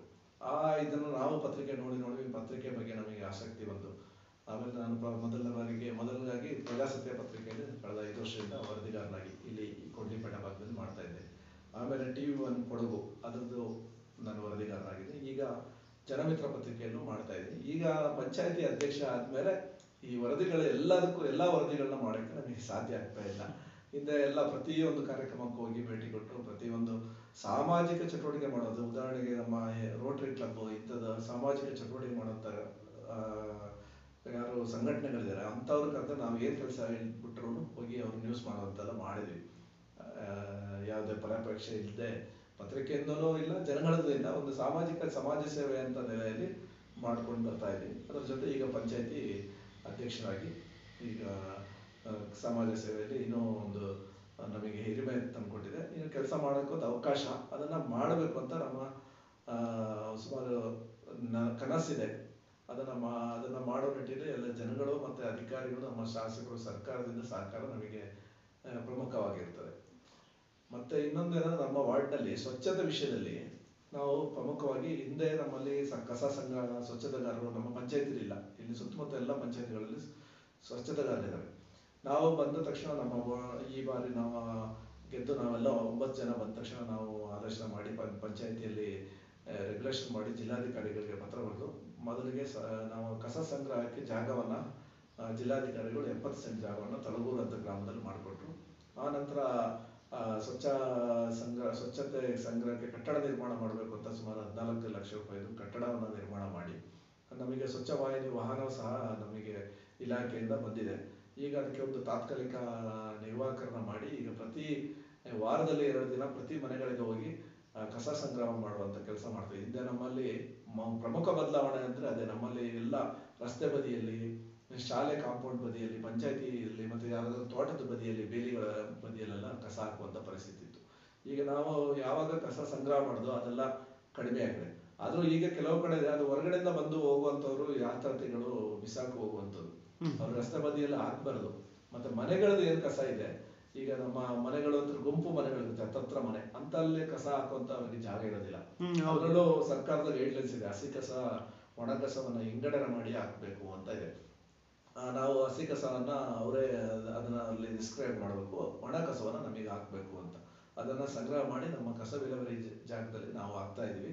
ಅದನ್ನ ಪುನಃ ಅದನ್ನ ಬೈಫರ್ಕೇಶನ್ ಮಾಡಿ ಅದನ್ನ ಒಂದು ನಿಯಮಗಳ ಪ್ರಕಾರ ನಿಯಮಿತವಾಗಿ ಅದನ್ನ ಬೈಫರ್ಕೇಶನ್ ಮಾಡಿ ಅದನ್ನ ಅಲ್ಲಿಂದ ಇದನ್ನ ತಗೊಂಡೋಗುವಂತ ವ್ಯವಸ್ಥೆಯನ್ನು ಸಹ ನಾವು ಮಾಡಬೇಕು ಅಂತಿದ್ವಿ. ಅದು ಮಾಡ್ತೀವಿ ಮುಂದಿನ ದಿನಗಳಲ್ಲಿ. ಸರ್, ನಂತರ ಏನಂದ್ರೆ ನೋಡಿ, ನೀವು ಪತ್ರಿಕೆಯಲ್ಲಿದ್ದವರು ಕೂಡ ಅದು ಒಂದು ಪ್ಲಸ್ ಆಗ್ತದೆ ಇಲ್ಲಿ ನೀವು ರಾಜಕಾರಣಕ್ಕೆ. ಹಾಗಾಗಿ ಆಲ್ಮೋಸ್ಟ್ ಆಲ್ ಎಲ್ಲ ನಾಯಕರುಗಳು ಒಡನಾಟ ಇದ್ದೇ ಇರುತ್ತೆ. ಒಬ್ಬ ಪತ್ರಕರ್ತ ಅಂದಾಗ ಆ ಭಾಗದ ನಾಯಕರು ಚೆನ್ನಾಗಿ ಪರಿಚಯ ಇರ್ತಾರೆ. ಸೊ ಹಾಗಾಗಿ ಇಲ್ಲಿ ನೀವು ಅಧ್ಯಕ್ಷರಾದ ನಂತರ ನೀವೇ ಆಗಲಿ ಅಥವಾ ಬೇರೆ ಯಾರಾದರೂ ಆಗಿರ್ಬೋದು, ಆದರೆ ಒಂದು ರಾಜಕಾರಣ ಲೀಡರ್ಗಳ ಒಡನಾಟ, ಶಾಸಕರಿರ್ಬೋದು, ಸಂಸದರಿರ್ಬೋದು, ಅಥವಾ ಸ್ಥಳೀಯ ಜಿಲ್ಲಾ ಪಂಚಾಯತ್ ತಾಲೂಕು ಪಂಚಾಯತ್ ಸದಸ್ಯರ ಒಡನಾಟವನ್ನು ಇಟ್ಕೊಂಡ್ರೆ ನೀವೊಂದು ಪ್ರದೇಶ ಅಭಿವೃದ್ಧಿ ನಿಧಿಯಿಂದ ಅಥವಾ ಬೇರೆ ಗ್ರಾಂಟಿಂದ ಹಣವನ್ನು ತಂದು ನೀವು ಕೆಲಸವನ್ನು ಮಾಡಬಹುದಾಗ್ತದೆ. ಸೊ ಈ ವಿಚಾರವಾಗಿ ನಾವು ಮಾತನಾಡೋದಾದ್ರೆ ನಿಮ್ಮ ಮತ್ತೆ ಇಲ್ಲಿ ಲೋಕಲ್ ಲೀಡರ್ ಅಂದರೆ ಶಾಸಕರು ಅಥವಾ ಜಿಲ್ಲಾ ಪಂಚಾಯತಿ ಇಂಥ ಮೇಲ್ವರ್ಗದ ನಾಯಕರ ಜೊತೆ ಒಡನಾಟದ ಬಗ್ಗೆ ಮಾತನಾಡೋದಾದ್ರೆ, ಈಗ ನಮ್ಮ ಈ 3 ವರ್ಷದ ಅವಧಿಯಲ್ಲಿ ಜಿಲ್ಲಾ ಪಂಚಾಯತಿ ತಾಲೂಕು ಪಂಚಾಯತಿ ಚುನಾವಣೆ ನಡೆಯಲಿಲ್ಲ. ಹೌದು. ಆ ಸದಸ್ಯರುಗಳು ನಮಗೆ ಅಲಭ್ಯ. ನಮಗೆ ಈಗ ಹಿಂದಿನ ಶಾಸಕರಿದ್ದಾಗಲೂ ಹಲವು ಮನವಿಗಳನ್ನು ಸಲ್ಲಿಸಿದ್ವಿ. ಈಗ ಶಾಸಕರು ಬಂದ ತಕ್ಷಣ ನಾವು ಈ ಶಾಸಕರಿಗೆ ಅಂದ್ರೆ ಈ ವರ್ಷದಲ್ಲಿ ಅವರಿಗೆ ಅನುದಾನಗಳು ಪ್ರದೇಶ ಅಭಿವೃದ್ಧಿ ನಿಧಿ ಕಡಿಮೆ ಇದೆಯಿಂದ ಮುಂದಿನ ಬಾರಿ ಕೊಡ್ತೀವಿ ಅಂತ ಹೇಳಿದ್ರೆ ನಾವು ರಸ್ತೆ ಕಾಮಗಾರಿಗಳು ಮತ್ತೆ ಹೈಮಾಸ್ಟ್ ಲೈಟ್ ಇರ್ಬೋದು, ಮತ್ತೆ ನಮ್ಮ ದೊಡ್ಡಕುಂದ ರಾಮನಹಳ್ಳಿಯಲ್ಲಿ ಒಂದು ಅಂಗನವಾಡಿ ಹೊಸ ಕಟ್ಟಡ ಮಾಡಬೇಕು, ಇಂಥ ಹಲವಾರು ಕೆಲಸ ಕಾಮಗಾರಿಗಳನ್ನ ನಾವು ಮನವಿಯನ್ನು ಸಲ್ಲಿಸಿದ್ವಿ. ಮತ್ತೆ ಪಂಚಾಯತಿಯಲ್ಲೂ ಸಹ ಪಂಚಾಯತಿ ಕಟ್ಟಡವನ್ನು ಸಹ ಅಭಿವೃದ್ಧಿಪಡಿಸುವ ನಿಟ್ಟಿನಲ್ಲಿ ಶಾಸಕರಿಗೆ ನಿರಂತರವಾಗಿ ಕೊಟ್ಟಿದ್ವಿ. ಮತ್ತೆ ಉಸ್ತುವಾರಿ ಸಚಿವರಿಗೆ ಕೊಟ್ಟಿದ್ವಿ, ಮತ್ತೆ ಪಂಚಾಯತ್ ರಾಜ್ ಸಚಿವರ ಪ್ರಿಯಾಂಕ್ ಖರ್ಗೆ ಅವರಿಗೆ ಕೊಟ್ಟಿದ್ವಿ. ಅದೇ ರೀತಿ ವಸತಿ ಸಚಿವರಾದ ಜಮೀರ್ ಅಹಮದ್ ಅವ್ರಿಗೂ ಸಹ ಮನೆ ವಿಷಯದಲ್ಲಿ ನಾನೇ ಖುದ್ದಾಗಿ ಭೇಟಿ ಮಾಡಿ ಕೊಟ್ಟು ಬಂದಿದ್ವಿ. ಈಗ ಮುಂದಿನ ಬಡ್ಜೆಟ್ ಆದ ತಕ್ಷಣ ನಿಮಗೆ ಅನುದಾನಗಳು ಸಿಗ್ತದೆ ಅಂತ ಅವರೆಲ್ಲ ಭರವಸೆ ನೀಡಿದ್ದಾರೆ. ಆ ಅನುದಾನಗಳು ಬಂದ್ರೆ ನಮಗೆ ಈ ವಾರ್ಡ್ ವ್ಯಾಪ್ತಿಯಲ್ಲಿ ಅಭಿವೃದ್ಧಿ ಮಾಡಕ್ಕೆ ನಮಗೆ ಸಾಧ್ಯ ಆಗ್ತದೆ ಅಂತ. ಸರ್, ನಂತರ ಹೇಳ್ತೀರಾ? ಮತ್ತೆ ಶಾಸಕರ ಸಹಕಾರನು ನಮಗೆ ಪ್ರಮುಖವಾಗಿ ಬೇಕಾಗ್ತದೆ. ಈಗ ಜಿಲ್ಲಾ ಪಂಚಾಯತ್ ತಾಲೂಕು ಪಂಚಾಯತ್ ಸದಸ್ಯರು ಇಲ್ಲದೆ ಇರೋ ಕಾರಣ ಶಾಸಕರ ಅನುದಾನ, ಮತ್ತೆ ಶಾಸಕರು ನಾವು ಕೋರ್ಕೊಂಡಾಗ ಇಲ್ಲಿ ಬಂದು ನಮ್ಮಲ್ಲಿ ಒಂದು ಜನಸಂಪರ್ಕ ಸಭೆಯನ್ನು ಸಹ ಅವರು ಮಾಡಿದ್ರು. ಇಲ್ಲಿ ನಮ್ಮ ಪಂಚಾಯತಿಯಲ್ಲಿ ಕೂತ್ಕೊಂಡು ಮಾಡಿ ಹಲವು ಸಮಸ್ಯೆಗಳನ್ನ ಶಾಸಕರ ಹತ್ರ ನೇರವಾಗಿ ಹೇಳ್ಕೊಡುವಂತ ವ್ಯವಸ್ಥೆ ಮಾಡಿದ್ರು. ಮುಂದೆ ಗ್ರಾಮ ಸಭೆ ಇಂಥ ಸಮಯದಲ್ಲಿ ಕರೀರಿ ಬರ್ತೀನಿ ಅಂತ ಹೇಳಿದ್ರು. ಆ ಸಮಯದಲ್ಲಿ ನಮ್ಮ ಕಳೆದ ತಿಂಗಳು ಗ್ರಾಮ ಸಭೆ ಆಯ್ತು. ಆಗ ಅವರಿಗೆ ಬೆಳಗಾವಿ ಅಧಿವೇಶನ ಇತ್ತು. ಮುಂದಿನ ಬಾರಿ ಬರ್ತೀವಿ ಅಂತ ಹೇಳಿದ್ದಾರೆ. ಆಗ ಅವ್ರಿಗೂ ಒಂದು ನಮಗೆ ಈ ಪಂಚಾಯತಿಗೆ ಸಹಕಾರ ಕೊಡಬೇಕು ಅಂತ ಒಂದು ಮನಸ್ಸಿದೆ, ಒಳ್ಳೆ ಮನಸ್ಸಿದೆ. ಮುಂದಿನ ದಿನಗಳಲ್ಲಿ ಸಹಕಾರಗೊಳ್ಬಹುದು ಅಂತ ನಮಗೆ ಒಂದು ಭರವಸೆ ಇದೆ. ಸರ್, ನಂತರ ನಮ್ಮ ಸರ್ಕಾರಿ ಶಾಲೆಗಳು, ಈ ಸರ್ಕಾರಿ ಶಾಲೆಗಳು ಹೇಗೆ ಅಂದರೆ ಬೆಳೆಯೋದಕ್ಕಿಂತ ಅಳಿಯೋದೇ ಜಾಸ್ತಿ ಆಗ್ತಾ ಇದೆ. ಇವತ್ತು ಒಂದು ಶಾಲೆ ಇದ್ರೆ ನಾಳೆ 2 ಶಾಲೆ ಇದ್ರೆ ನಾಳೆ 1 ಶಾಲೆ ಆಗುತ್ತೆ, ಆ ಸ್ಥಿತಿಗೆ ಬಂದು ನಿಂತಿದೆ. ಸೊ ಆ ಶಾಲೆಗಳ ವಿಚಾರವಾಗಿ ಗ್ರಾಮ ಪಂಚಾಯತಿ ಯಾವ ಥರ ಕ್ರಮ ಅಂದರೆ ಅದಕ್ಕೆ ಬೇಕಾದಂಥ ಅನುದಾನ ಇರ್ಬೋದು ಅಥವಾ ಸಣ್ಣ ಪುಟ್ಟ ಕೆಲಸಗಳಿರ್ಬೋದು. ಅನುದಾನ ದೊಡ್ಡ ಅನುದಾನ ನೀವು ಕೊಡ್ಲಿಕ್ಕಾಗಲ್ಲ. ಸಣ್ಣ ಪುಟ್ಟ ಕೆಲಸಗಳಿರ್ಬೋದು, ಸ್ವಚ್ಛತೆ ಇರ್ಬೋದು, ಅಥವಾ ನೀರಿನ ವ್ಯವಸ್ಥೆ ಇರ್ಬೋದು, ಇವನ್ನೆಲ್ಲ ಗ್ರಾಮ ಪಂಚಾಯತಿ ಸರಿಯಾಗಿ ನೋಡ್ಕೋಬೇಕಾಗ್ತದೆ. ಸೊ ಈ ವಿಚಾರವಾಗಿ ನೀವು ಸರ್ಕಾರಿ ಶಾಲೆ ಬಗ್ಗೆ ಮಾತನಾಡೋದು, ನಿಮ್ಮ ವ್ಯಾಪ್ತಿ ಸರ್ಕಾರಿ ಶಾಲೆ ಬಗ್ಗೆ ಮಾತನಾಡೋದು. ಸರ್ಕಾರಿ ಶಾಲೆ ಅಂದ್ರೆ ನೀರಿನ ವ್ಯವಸ್ಥೆಗಳಿಗೆ ವ್ಯವಸ್ಥೆಗಳು ಬೇಕಾಗಿತ್ತು. ಅದನ್ನ ನಾವು ಬೆಂಗಳೂರು ಬ್ಯಾಡಗುಟ್ಟ ಶಾಲೆಗಳಲ್ಲಿ ಮಾಡ್ಕೊಂಡಿದ್ವಿ. ಮತ್ತೆ ನಮ್ಮಲ್ಲಿ ಅದೇ ಅನುದಾನಗಳ ಇತಿಮಿತಿ ಇದೆ. ನಾವು ಉದ್ಯೋಗದಲ್ಲಿ ಈಗ ಬ್ಯಾಡಗುಟ್ಟ ಶಾಲೆಗೆ ಉದ್ಯಾನವನ ಇಟ್ಕೊಂಡಿದ್ವಿ. ಮತ್ತೆ ಹಿಂದೆ ಬೆಂಗಳೂರು ಶಾಲೆಯಲ್ಲಿ ಆ ವಾರ್ಡ್ಗಳ ಸದಸ್ಯರ ಮತ್ತೆ ಪ್ರಕಾರ ಕಾಂಕ್ರೀಟ್ ರಸ್ತೆವನ್ನ ಮಾಡುವಂತ ವ್ಯವಸ್ಥೆ ಮಾಡಿದ್ವಿ. ಮತ್ತೆ ನಮ್ಮ ಖ್ಯಾತೆ ಇದರಲ್ಲಿ ಒಂದು ಸಭಾಭವನ ಮತ್ತೆ ಮಂಟಪ ಮತ್ತೆ ಕಾಂಪೌಂಡ್ ಮಾಡಬೇಕು ಅಂತ ಹೇಳಿದ್ರು. ಅದನ್ನ ನಮ್ಮ ಪಂಚಾಯತಿಲಿ ಅನುದಾನ ಕೊರತೆ ಇದ್ರೆ ನಾವು ತಾಲೂಕು ಪಂಚಾಯತ್ ಜಿಲ್ಲಾ ಪಂಚಾಯತ್ ಅನುದಾನ ಮಾಡ್ಕೊಡ್ಬೇಕು ಅಂತ ಪತ್ರ ಬರ್ದಿದ್ವಿ. ಮತ್ತೆ ನಮಗೆ ಶಾಲೆಗಳನ್ನ ಹೆಚ್ಚಿನ ಅಭಿವೃದ್ಧಿ ಮಾಡಬೇಕು ಅಂತ ಗುರಿ ಇದೆ. ಶಾಲೆಗಳಿಗೆ ಪ್ರಮುಖ ಆದ್ಯತೆ. ಆದ್ರೆ ವಿದ್ಯಾರ್ಥಿಗಳ ಸಂಖ್ಯೆ ಕಡಿಮೆ ಆದಾಗ ಇಲಾಖೆಯಿಂದನೂ ಅನುದಾನ ಕಮ್ಮಿ ಆಗ್ತದೆ. ಸರ್ಕಾರಿ ಶಾಲೆಗೆ ಮಕ್ಕಳನ್ನ ಜಾಸ್ತಿ ಕಳಿಸಿದ್ರೆ ನಾವು ಅಭಿವೃದ್ಧಿ ಮಾಡೋಕ್ಕೂ ಸಹಕಾರ ಆಗ್ತದೆ. ಈಗ ನಮ್ಮಲ್ಲಿ ನಮ್ಮ ವ್ಯಾಪ್ತಿಯಲ್ಲಿ ಬ್ಯಾಡಗುಟ್ಟ ಶಾಲೆಯಲ್ಲಿ ಹೆಚ್ಚು ವಿದ್ಯಾರ್ಥಿಗಳಿರುವಂಥದ್ದು. ದೊಡ್ಡ ಊರು ಅಂದ್ರೆ ಬೆಂಗಳೂರು, ಅಲ್ಲಿ ಬರೀ 22-28 ಮಕ್ಕಳಿದ್ದಾರೆ. ಖ್ಯಾತೆ ಅಂತ ಗ್ರಾಮ, ಅಲ್ಲೂ ಅಷ್ಟೇ ಇರೋದು ಕನಿಷ್ಠ ಮಕ್ಕಳು. ಇಲ್ಲಿ ನಮಗೆ 50ರಿಂದ 60 ಮಕ್ಕಳಿದ್ದಾರೆ. ಇಲ್ಲಿ ಹಳೆ ವಿದ್ಯಾರ್ಥಿಗಳ ಸಂಘ ಎಲ್ಲ ಮಾಡ್ಕೊಂಡು ನಾವು ಅದರಲ್ಲಿ ಜೊತೆಯಾಗಿ ಕಾರ್ಯಕ್ರಮ ಎಲ್ಲ ಮಾಡಿ ಶಾಸಕರಿಗೆ ಎಲ್ಲ ಮನವಿ ಕೊಟ್ಟು ನಾವು ಇಲ್ಲಿ ಒಂದು ದುಸ್ಥಿತಿಯಲ್ಲಿ ಕಟ್ಟಡವನ್ನ ಇದು ಮಾಡಬೇಕು. ಮತ್ತೆ ಸಂಘ ಸಂಸ್ಥೆಗಳ ಸಹಕಾರದಲ್ಲಿ ಮತ್ತೆ ಹಿಂದೆ ನಾವು ಹೇಮಾವತಿ ರೋಟರಿ ಕ್ಲಬ್ ಅವರಿಂದ ಒಂದು ಸ್ವಚ್ಛ ಕುಡಿಯುವ ನೀರಿನ ಘಟಕವನ್ನ ಸ್ಕೂಲಿಗೆ ಕೊಡುವಂಥದ್ದು. ಶಿಕ್ಷಣಕ್ಕೆ ದೊಡ್ಡ ಆದ್ಯತೆ ಕೊಡಬೇಕು, ಶಿಕ್ಷಣ ಶಾಲೆಗಳನ್ನ ಅಭಿವೃದ್ಧಿಪಡಿಸಬೇಕು ಅಂತ ಕನಸಿದೆ. ಮತ್ತೆ ಇನ್ನೊಂದು ಪ್ರಮುಖವಾಗಿ ನಮಗೆ ಅಂದ್ರೆ ಈ ಶಾಲೆಗಳಲ್ಲಿ ಗಿಡ ಗಂಟೆಗಳು ಮಳೆ ಆದ ತಕ್ಷಣ ದೊಡ್ಡ ಮಟ್ಟದಲ್ಲಿ ಬೆಳೀತವೆ. ನಮ್ಮಲ್ಲಿ ಅದಕ್ಕಿರುವ ಅನುದಾನ ಇಲ್ಲ. ಆದ್ರೂ ನಾವು ಈ ಬಾರಿ ನಾವು ಒಂದು ಮೀಟಿಂಗ್ ಅಲ್ಲಿ ನಾವು ಸಭೆಯಲ್ಲಿ ಒಂದು ತೀರ್ಮಾನವನ್ನು ಕೈಗೊಂಡು ವಾರ್ಷಿಕ 1 ಬಾರಿ ಆದ್ರೂ ನಾವು ಶಾಲೆಗಳನ್ನ ಸ್ವಚ್ಛಗೊಳಿಸುವಂತ, ಈ ಕಾಡುಗಳನ್ನ ಕಡಿಯುವಂತ, ಸ್ವಚ್ಛಗೊಳಿಸುವಂತ ಕೆಲಸವನ್ನು ಮಾಡಬೇಕು ಅಂತ ತೀರ್ಮಾನ ಮಾಡಿದ್ವಿ. ಮತ್ತೆ ಇಲ್ಲಿನ ಸಂಘ ಸಂಸ್ಥೆಗಳು, ಸಾಮಾಜಿಕ ಚಟುವಟಿಕೆ ಮಾಡುವಂತ ಸಂಸ್ಥೆಗಳನ್ನು ಸಹ ಪತ್ರ ಬರೆದು ಕೋರಿಕೊಂಡು ಅವರು ಒಂದು ದಿವಸ ಶ್ರಮದಾನ ಮಾಡಿ ಶಾಲೆಯನ್ನ ಶುಚಿತ್ವವಾಗಿ ಇಟ್ಕೊಳ್ಳುವಂತ ಕೆಲಸವನ್ನ ಮಾಡಬೇಕು ಅಂತ ನಾವು ತೀರ್ಮಾನ ಕೈಗೊಂಡಿದ್ವಿ. Yes of course sir. Sir, ನಂತರ ಅಂಗನವಾಡಿಗಳ ವಿಚಾರವನ್ನು ನಾವು ಮಾತನಾಡೋದಾದ್ರೆ, ಯಾಕೆಂದ್ರೆ ಇನ್ನೂ ಕೂಡ ಬಂದಿಲ್ಲ, ಬಟ್ ಬರಲ್ಲ ಅಂತ ಹೇಳಿಕ್ಕಾಗಲಿ. ಈಗ ಆಲ್ರೆಡಿ ಶನಿವಾರ ಸಂತಿಗೆ ಪ್ಲೇ ಸ್ಕೂಲ್ ಬಂದಾಗಿದೆ, ನೆಕ್ಸ್ಟ್ ಕೊಡ್ಲಿಪೇಟೆಗೆ ರೀಚ್ ಆಗ್ತದೆ. ಈಗ ಹಳ್ಳಿಗಳನ್ನು ಬಿಡ್ತಿಲ್ಲ ಅವರು, ಖಾಸಗಿ ಇದ್ದವರು. ಹಾಗಾಗಿ ನಮ್ಮ ಇರುವಂಥ ಅಂಗನವಾಡಿಗಳನ್ನ ನಾವು ಉಳಿಸ್ಕೊಳ್ತಕ್ಕಂಥದ್ದು ನಮ್ಮ ಎಲ್ಲರ ಜವಾಬ್ದಾರಿ. ನಾವು ಗ್ರಾಮ ಪಂಚಾಯತಿ ಇದ್ದರೆ ಟೋಟಲ್ ಎಲ್ಲರ ಜವಾಬ್ದಾರಿ ಅದನ್ನು ಉಳಿಸ್ಕೊಳ್ತಕ್ಕಂಥದ್ದು. ಸೊ ಹಾಗಾಗಿ ನಾವು ಅಂಗನವಾಡಿಗಳ ಬಗ್ಗೆ ಮಾತಾಡೋದ್ರೆ, ಎಷ್ಟು ಅಂಗನವಾಡಿ ಬರ್ತದೆ, ಅಂಗನವಾಡಿಗಳಿಗೆ ಏನೆಲ್ಲ ವರ್ಕ್ ಮಾಡಿದ್ದೀರಾ, ಅಥವಾ ಅಂಗನವಾಡಿಗಳ ಜೊತೆ ನಿಮ್ಮ ಸಂಬಂಧ ಹೇಗಿದೆ ಸರ್? ಅಂಗನವಾಡಿಗಳು ನಮ್ಮಲ್ಲಿ 7 ಅಂಗನವಾಡಿ ಇದೆ. 7 ಅಂಗನವಾಡಿಯಲ್ಲಿ ನಮ್ಮಲ್ಲಿ ಈಗ ಹೊಸ ಕಟ್ಟಡ ಅಂದ್ರೆ ನಮ್ಮ ಬೇಡಗೊಟ್ಟ ಹೊಸ ಕಟ್ಟಡವನ್ನ ನಿರ್ಮಾಣ PWD ಇಲಾಖೆಯಿಂದ ಹಿಂದಿನ ಶಾಸಕರ ಸಹಕಾರದಿಂದ ಆಗಿದೆ. ಹೊಸ ಅಂಗನವಾಡಿ ಕಟ್ಟಡ ಆಗಿದೆ. ಮತ್ತೆ ನಮ್ಮ ಖ್ಯಾತಿಯಲ್ಲಿ ಒಂದು ನಿರ್ಮಿತಿ ಕೇಂದ್ರದ ಅವರ ಇದರಿಂದ ಒಂದು ಕಾಮಗಾರಿ ಹೊಸ ಕಟ್ಟಡ ಆಗಿದೆ. ಅದರ ನಿರ್ಮಿತಿ ಕೇಂದ್ರದವರು ಅವರ ಕಾಮಗಾರಿ ಕಳಪೆ ಇದೆ, ಮತ್ತೆ ಅದನ್ನ ಅಲ್ಲಿ ವಾರ್ಡ್ ಸದಸ್ಯರುಗಳು ಕಂಪ್ಲೇಂಟ್ ಇದೆ, ಪರಿಪೂರ್ಣ ಆಗಿಲ್ಲ ಅಂತ ಹೇಳಿ ನಾವು ಹ್ಯಾಂಡ್ ಓವರ್ ಮಾಡ್ಕೊಂಡಿಲ್ಲ ಇನ್ನು ಪಂಚಾಯತಿಗೆ. ಅವರು ಸಹ ಅದನ್ನ ಪೂರ್ಣಗೊಳಿಸಿ ಕಾಮಗಾರಿಗಳನ್ನ ಹ್ಯಾಂಡ್ ಓವರ್ ಮಾಡಿಲ್ಲ. ಅದೊಂದು ಹ್ಯಾಂಡ್ ಓವರ್ ಮಾಡಿದ್ರೆ ಅದು ಉದ್ಘಾಟನೆ ಆಗ್ತದೆ. ಪ್ರಮುಖವಾಗಿ ಏನಂದ್ರೆ ಮಕ್ಕಳ ಸಂಖ್ಯೆ ಕಡಿಮೆ. ಈಗ ಅಂಗನವಾಡಿಯಿಂದ ಸೌಲಭ್ಯ ತಗೊಳ್ಳೋರು, ಅದು ಫುಡ್ ತಗೊಳ್ಳೋರು ಮಕ್ಕಳು 30-40 ಮಕ್ಕಳು ಇದ್ದಾರೆ. ಎಲ್ಲ ಅಂಗನವಾಡಿಗೆ ಹೋದ್ರು. ಅಂಗನವಾಡಿಯಲ್ಲಿ ಬರುವಂತ ಮಕ್ಕಳು 5-6. ಅಂಗನವಾಡಿಗೆ ಅವ್ರ ಮಕ್ಕಳನ್ನ ಜಾಸ್ತಿ ಕಳಿಸ್ಬೇಕು ಜನಗಳು. ಕಳಿಸಿದ್ರೆ ನಮಗೊಂದು ಅದು ಅಭಿವೃದ್ಧಿ ಮಾಡಕ್ಕೆ ಒಂದು ಇಂಟ್ರೆಸ್ಟ್ ಬರ್ತದೆ. ಕೆಲವು ಕಡೆ ನೀರಿನ ಸಮಸ್ಯೆ ಅದಿದೆಲ್ಲ ಸಮಸ್ಯೆಗಳು ಹೇಳಿದ್ದಾರೆ, ಅಲ್ಲೆಲ್ಲ ನೀರಿನ ಸಂಪರ್ಕವನ್ನು ಮಾಡಿ ಸಿಂಟ್ಯಾಕ್ಸ್ ಇಟ್ಕೊಡುವಂಥದ್ದು ಕೆಲಸ ಮಾಡಿದ್ವಿ. ಮಕ್ಕಳು ಕಡಿಮೆ ಇಡೋ ಕಡೆ ನಾವು 1-2 ಮಕ್ಕಳು ಇದ್ದಾಗ ಅಲ್ಲಿ ವ್ಯವಸ್ಥೆಗಳನ್ನ ಮಾಡೋದು ನಮಗೂ ಇಲ್ಲಿ ನಮ್ಮ ಅನುದಾನಗಳು ಸೋರಿಕೆ ಆಗುವಂತ, ಸುಮ್ಮನೆ ಪೋಲಾಗುವಂತ ಆಗ್ಬಾರ್ದು. ಜನಗಳು ಮಕ್ಕಳನ್ನ ಜಾಸ್ತಿ ಕಳಿಸಿದ್ರೆ ನಾವು ಅಂಗನವಾಡಿಯಿಂದ ಇಂಪ್ರೂವ್ ಮಾಡುವಂತ ಕೆಲಸ ಮಾಡ್ಬೋದು. ಅಂಗನವಾಡಿಗೆ ಪ್ರಮುಖ ಆದ್ಯತೆಗಳನ್ನ ನಾವು ಸಹ ನೀಡ್ತಾ ಬಂದಿದ್ವಿ. ಕೆಲವು ಶಿಕ್ಷಕಿಯರು, ಅಂಗನವಾಡಿಯಲ್ಲಿ ಕಾರ್ಯಕರ್ತರು ಒಳ್ಳೆ ಆಕ್ಟಿವ್ ಆಗಿ ಆ ಕೆಲಸವನ್ನ ನಮ್ಮ ಊರಿನ ಕೆಲಸ ಜವಾಬ್ದಾರಿಯಿಂದ ಮಾಡುವಂಥದ್ದು. ಕೆಲವರು ನಿರ್ಲಕ್ಷ್ಯನೂ ಇದೆ. ಅವ್ರನ್ನೆಲ್ಲ ಕರೆದು ಮಾತಾಡಿ ಮತ್ತೆ ಅವ್ರ ಇಲಾಖೆ ಅಧಿಕಾರಿಗಳಿಗೆ ಹೇಳಿ ಒಂದು ಅವ್ರನ್ನ ಆಕ್ಟಿವ್ ಮಾಡುವಂತ ಕೆಲಸ ಎಲ್ಲ ಮಾಡಿದ್ವಿ. ಮತ್ತೆ ನಾವು ಅಂಗನವಾಡಿಗಳ ಸಭೆ ಕರೆದಾಗ ಅಲ್ಲಿ ಹೋಗಿ ನಿಮ್ಮ ಮಕ್ಕಳನ್ನ ನೀವು ಜಾಸ್ತಿ ಕಳಿಸ್ಬೇಕು, ಅಂಗನವಾಡಿಗಳ ಮಕ್ಕಳು ಜಾಸ್ತಿ ಬಂದಾಗ ಸರ್ಕಾರದಿಂದ ಸೌಲಭ್ಯಗಳು ಜಾಸ್ತಿ ಸಿಗ್ತದೆ ಅಂತೆಲ್ಲ ಹೇಳಿದ್ವಿ. ಮತ್ತೆ ನಮ್ಮ ಇತಿಮಿತಿಯೊಳಗೆ ನಮಗೆ ಸಾಧ್ಯವಾಗುವಂತ ಅಂಗನವಾಡಿಗಳ ಅಭಿವೃದ್ಧಿಗಳನ್ನ, ಕೊಡುಗೆಗಳನ್ನ ಮಾಡಿದ್ವಿ. ಸರ್, ನಂತರ ಆರೋಗ್ಯ ಇಲಾಖೆ ಬಗ್ಗೆ ಮಾತನಾಡೋದಾದ್ರೆ, ಏಕೆಂದರೆ ಗ್ರಾಮೀಣ ಪ್ರದೇಶ, ಅದರಲ್ಲೂ ನಮ್ಮ ಇದು ಕೊಡಗು ಅಥವಾ ನಮ್ಮ ಏನು ಮಲೆನಾಡು ಅಂತ ಅಂದಾಗ ಎಲ್ಲೆಲ್ಲೋ ಮನೆಗಳಿರ್ತವೆ. ಮಾಹಿತಿಯನ್ನು ತಲುಪಿಸ್ಬೇಕು, ಆರೋಗ್ಯದ ಬಗ್ಗೆ ಮಾಹಿತಿ ಕೊಡಬೇಕಾಗ್ತದೆ.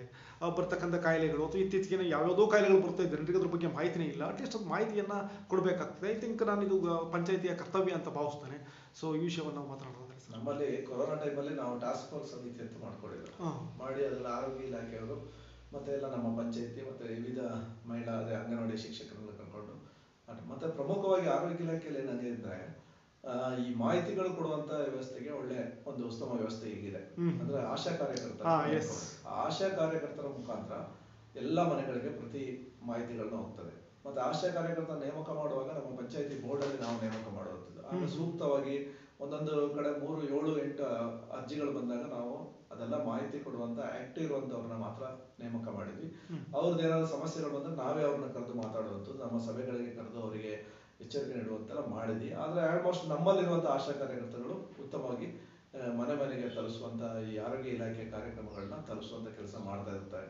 ನಾವು ಯಾವತ್ತಾದ್ರೂ ಯಾವ್ದಾದ್ರು ಒಂದು ಆಶಾ ಕಾರ್ಯಕರ್ತ ಯಾವ್ದೋ ಒಂದು ಗ್ರಾಮೀಣ ಭಾಗದಲ್ಲಿ ಕೆಲಸ ಮಾಡ್ತಾ ಇರ್ತಾರೆ, ಸಿಗ್ತಾರೆ. ಮತ್ತೆ ಇನ್ನೊಂದು ಅಂದ್ರೆ ಸರ್ಕಾರ ಈಗ ಹೊಸದಾಗಿ ಏನು CHOಗಳು ಕಮ್ಯುನಿಟಿ ಹೆಲ್ತ್ ಆಫೀಸರ್ ಏನ್ ಮಾಡಿದ್ದಾರೆ, ಅದೊಂದು ಉತ್ತಮ ಯೋಜನೆ. ಈಗ ನಮ್ಮಲ್ಲಿ ಬೆಂಗಳೂರಲ್ಲಿ ನಮ್ಮೊಂದು ಉಪಕೇಂದ್ರ ಇದೆ. ಅಲ್ಲಿ ನಿರಂತರವಾಗಿ ನಮ್ಮಲ್ಲಿ ರಕ್ಷಿತ್ ಅಂತ ಇದ್ದಾರೆ CHO, ನಿರಂತರವಾಗಿ ಜನಗಳಿಗೆ ಲಭ್ಯ ಆಗ್ತಾ ಇರ್ತಾರೆ. ಆದ್ರೆ ನಮ್ಮ ಹೋಬಳಿ ಕೇಂದ್ರದಲ್ಲಿ ಪ್ರಾಥಮಿಕ ಆರೋಗ್ಯ ಕೇಂದ್ರ ಕೊಡ್ಲಿಪೇಟೆಯಲ್ಲಿದೆ. ಅಲ್ಲಿ ಸುಮಾರು ನಮಗೆ ಸೌಲಭ್ಯಗಳ ಕೊರತೆ ಇದೆ. ವೈದ್ಯಾಧಿಕಾರಿ ಕಾಯಂ ವೈದ್ಯರೇ ಇಲ್ಲ. ಕಾಯಂ ವೈದ್ಯರಿಲ್ಲದೆ ಭಾರಿ ತೊಂದರೆ ಆಗ್ತಾ ಇದೆ. ಮತ್ತೆ ನಮಗೆ ಸ್ಟಾಫ್ ನರ್ಸ್ಗಳಿರ್ತಿಲ್ಲ. ಈಗ ಶಾಸಕರು ಪ್ರಯತ್ನ ಪಟ್ಟು ಒಬ್ರು ನರ್ಸ್ ಇದ್ದಾರೆ, ಮತ್ತೆ ಈಗ ಒಬ್ರು ವೈದ್ಯರಿದ್ರು, ಅವರು ಇಲ್ಲಿಂದ ಬೇರೆ ಕಡೆ ವರ್ಗಾವಣೆ ಬಂದ್ರು. ಆಮೇಲೆ ಇನ್ನೊಬ್ರು ತಾತ್ಕಾಲಿಕ ವೈದ್ಯರುಗಳು ಈಗ 1 ವರ್ಷಕ್ಕೆ ಸರ್ಕಾರ ಆ ನಿಗದಿಪಡಿಸಿದ ಸಮಯದಲ್ಲಿ ಗ್ರಾಮೀಣ ಪ್ರದೇಶದಲ್ಲಿ ಸೇವೆ ಮಾಡಬೇಕು ಅಂತ MBBS ಆದ ತಕ್ಷಣ ಏನ್ ಮಾಡ್ತಾ ಇದಾರೆ, ಅವ್ರಿಗೆ 1 ವರ್ಷ ಮಾಡಿ ಹೋಗ್ತಾರೆ. ಮತ್ತೆ ಇನ್ನೊಬ್ರು 1 ವರ್ಷ. ಈ ಕಾಯಂ ವೈದ್ಯರುಗಳನ್ನ ನಮ್ಮಲ್ಲಿ 2 ಜನ ವೈದ್ಯರನ್ನ, ಒಂದು ಮಹಿಳಾ ವೈದ್ಯರು, ಒಬ್ರು ಸರ್ಜನ್ ಅನ್ನು ನಮಗೆ ನೇಮಕ ಮಾಡಲೇಬೇಕು. ಕೊಡ್ಲಿಪೇಟೆ ಹೆಡ್ ಕ್ವಾರ್ಟರ್ಸ್ ಇದೆ, 3-4 ಪಂಚಾಯತಿ ಅದರ ಅಂಡರ್ ಬರ್ತದೆ, ಸುಮಾರು 70-75 ಗ್ರಾಮಗಳು ಬರ್ತದೆ. ಅದನ್ನ ಈ ಸಾರಿ ನಾವು ಗ್ರಾಮ ಸಭೆಯಲ್ಲೂ ಸಹ ನಮ್ಮ ಆರೋಗ್ಯ ಇಲಾಖೆಯಿಂದ ಎಲ್ಲ ಇಲಾಖೆಯಿಂದ ಜನ ಬಂದಿದ್ರೆ ನಮ್ಮ ಗ್ರಾಮ ಸಭೆಯಲ್ಲಿ ಪ್ರಥಮವಾಗಿ ಚರ್ಚೆ ಆಗಿದೆ ಆರೋಗ್ಯ ಇಲಾಖೆಯ ಈ ವೈದ್ಯರ ಕೊರತೆ ಬಗ್ಗೆ. ಸಭೆಯಲ್ಲಿ ಆರೋಗ್ಯ ಇಲಾಖೆಯಿಂದ ಯಾರು ಬರಲಿಲ್ಲ. ಅವತ್ತು ಈ CHO ಇವರಿಗೆಲ್ಲ ಜಿಲ್ಲಾ ಕೇಂದ್ರದಲ್ಲಿ ಸಭೆ ಅವರಿಗೆ ಮೀಟಿಂಗ್ ಇತ್ತು. ಇಲ್ಲಿ ಡಾಕ್ಟರ್ ಇಲ್ಲ, ಮತ್ತೆ ಪ್ರಮುಖವಾಗಿ ಜವಾಬ್ದಾರಿ ತಗೊಂಡವ್ರು ಯಾರು ಬರಲಿಲ್ಲ. ಅದು ಗ್ರಾಮ ಸಭೆಯಲ್ಲಿ ಚರ್ಚೆ ಆಗಿದೆ. ಅದು ಗ್ರಾಮ ಸಭೆಯ ಪತ್ರಿಕೆಗಳು ಸಹ ಆರೋಗ್ಯ ಇಲಾಖೆ ಸಮಸ್ಯೆನೇ ದೊಡ್ಡ ಹೈಲೈಟ್ ಆಗಿದೆ ಈ ಬಾರಿ. ಎಸ್, ಖಂಡಿತ ಸರ್. ಯಾಕೆಂದ್ರೆ ಸರ್ ನಂತರ ನಾವು ಪಶು ವೈದ್ಯಕೀಯದ ಬಗ್ಗೆ ಮಾತನಾಡ್ಲಿಕ್ಕೆ ಹೋದ್ರೆ, ಯಾಕೆಂದ್ರೆ ನೋಡಿ, ನಾವು ಒಂದು ಹಸುವನ್ನು ಒಬ್ಬ ರೈತರ ತರ್ತಾನೆ ಅಂತಂದ್ರೆ ಸೊ ಅದು ಮಿನಿಮಮ್ 1 ಲಕ್ಷ ರೂಪಾಯಿ ಒಂದು ಹಸು ಇರುತ್ತೆ. ಅಷ್ಟೆಲ್ಲ ಕೊಡ್ತಂದವನು ಸರಿಯಾದ ಟೈಮ್ಗೆ ವೈದ್ಯರು ಸಿಗ್ಲಿಲ್ಲ ಅಥವಾ ಡಾಕ್ಟರ್ ಸಲಹೆ ಸಿಗ್ಲಿಲ್ಲ ಅಂತೇಳಿ ಹಸು ಸತ್ತು ಹೋದ್ರೆ ಅದು ತುಂಬಲಾರ್ದ ನಷ್ಟ ಅವನಿಗೆ.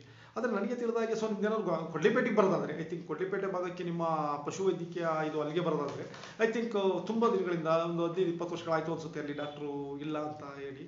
ಅಷ್ಟು ದಿವಸದಿಂದ ವೈದ್ಯರಿಲ್ಲ. ಈಗ ಇಲ್ಲಿ ರೈತರು ಏನು ಮಾಡಬೇಕು? ನಮ್ಮ ಡೈರಿ ಡಾಕ್ಟರ್ ನಂಬುವಾಗಿಲ್ಲ. ಯಾಕೆಂದರೆ ಡೈರಿ ಡಾಕ್ಟರ್ ಅವ್ನು ಯಾವುದಾಗ ಬಂದರೆ ಬರದೇ ಇದ್ರೆ ಇಲ್ಲ. ಅದು ರಾತ್ರಿ 6 ಗಂಟೆ ಮೇಲೆ ಐ ಥಿಂಕ್ ಅವ್ರು ಸ್ವಿಚ್ ಆನ್ ಮಾಡಲ್ಲ ಅಂತ ನಾನು ತಿಳ್ಕೊಂಡಿದ್ದೇನೆ. ಸೊ ಅದ್ರ ಬಗ್ಗೆ ಎಸ್ಗೆ ನೀವು ಪತ್ರಕರ್ತರಾಗಿದ್ದೀರಾ, ಪ್ಲಸ್ ಇಲ್ಲಿ ಗ್ರಾಮ ಪಂಚಾಯತ್ ಅಧ್ಯಕ್ಷರಾಗಿ ಮಾತನಾಡೋದಾದ್ರೆ ಸರ್.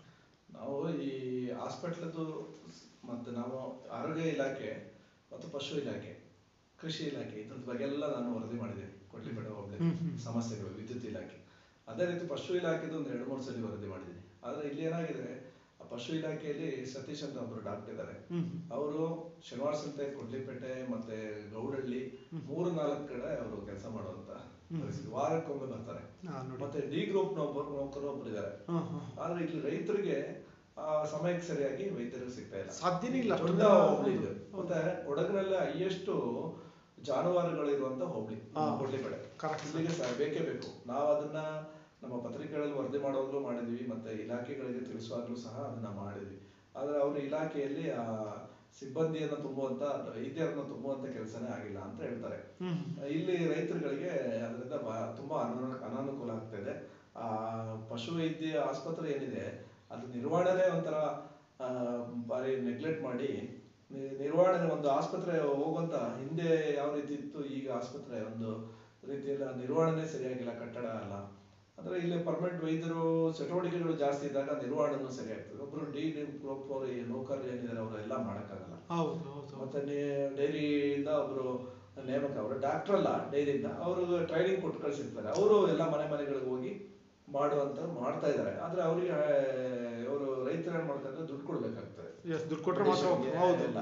ಅದೇ ನಮ್ಮ ಸರ್ಕಾರಿ ವೈದ್ಯರಾದ್ರೆ ಅವರಿಗೆ ಹಣ ಕೊಡುವ ಅವಶ್ಯಕತೆ ಇಲ್ಲ. ಈಗ ರೈತರು ಜಾನುವಾರುಗಳು ಸಾಕಿ ಅವರಿಗೆ ಅದರಲ್ಲಿ ಲಕ್ಷಾನುಗಟ್ಟಲೆ ಲಾಭ ಏನಿರಲ್ಲ. ಆಯ್ತಾ, ಡೈರಿ ಡಾಕ್ಟರ್ ಒಬ್ರು ನಮ್ಮಲ್ಲಿ ವಾಟರ್ ಮ್ಯಾನ್ ಆಗಿದ್ದಾರೆ, ಅವರೇ ಹೋಗ್ತಾರೆ, ಅವರು ಸ್ಪಂದಿಸ್ತಾರೆ, ಹೋಗ್ತಾ ಇದಾರೆ ಎಲ್ಲ ಕಡೆ.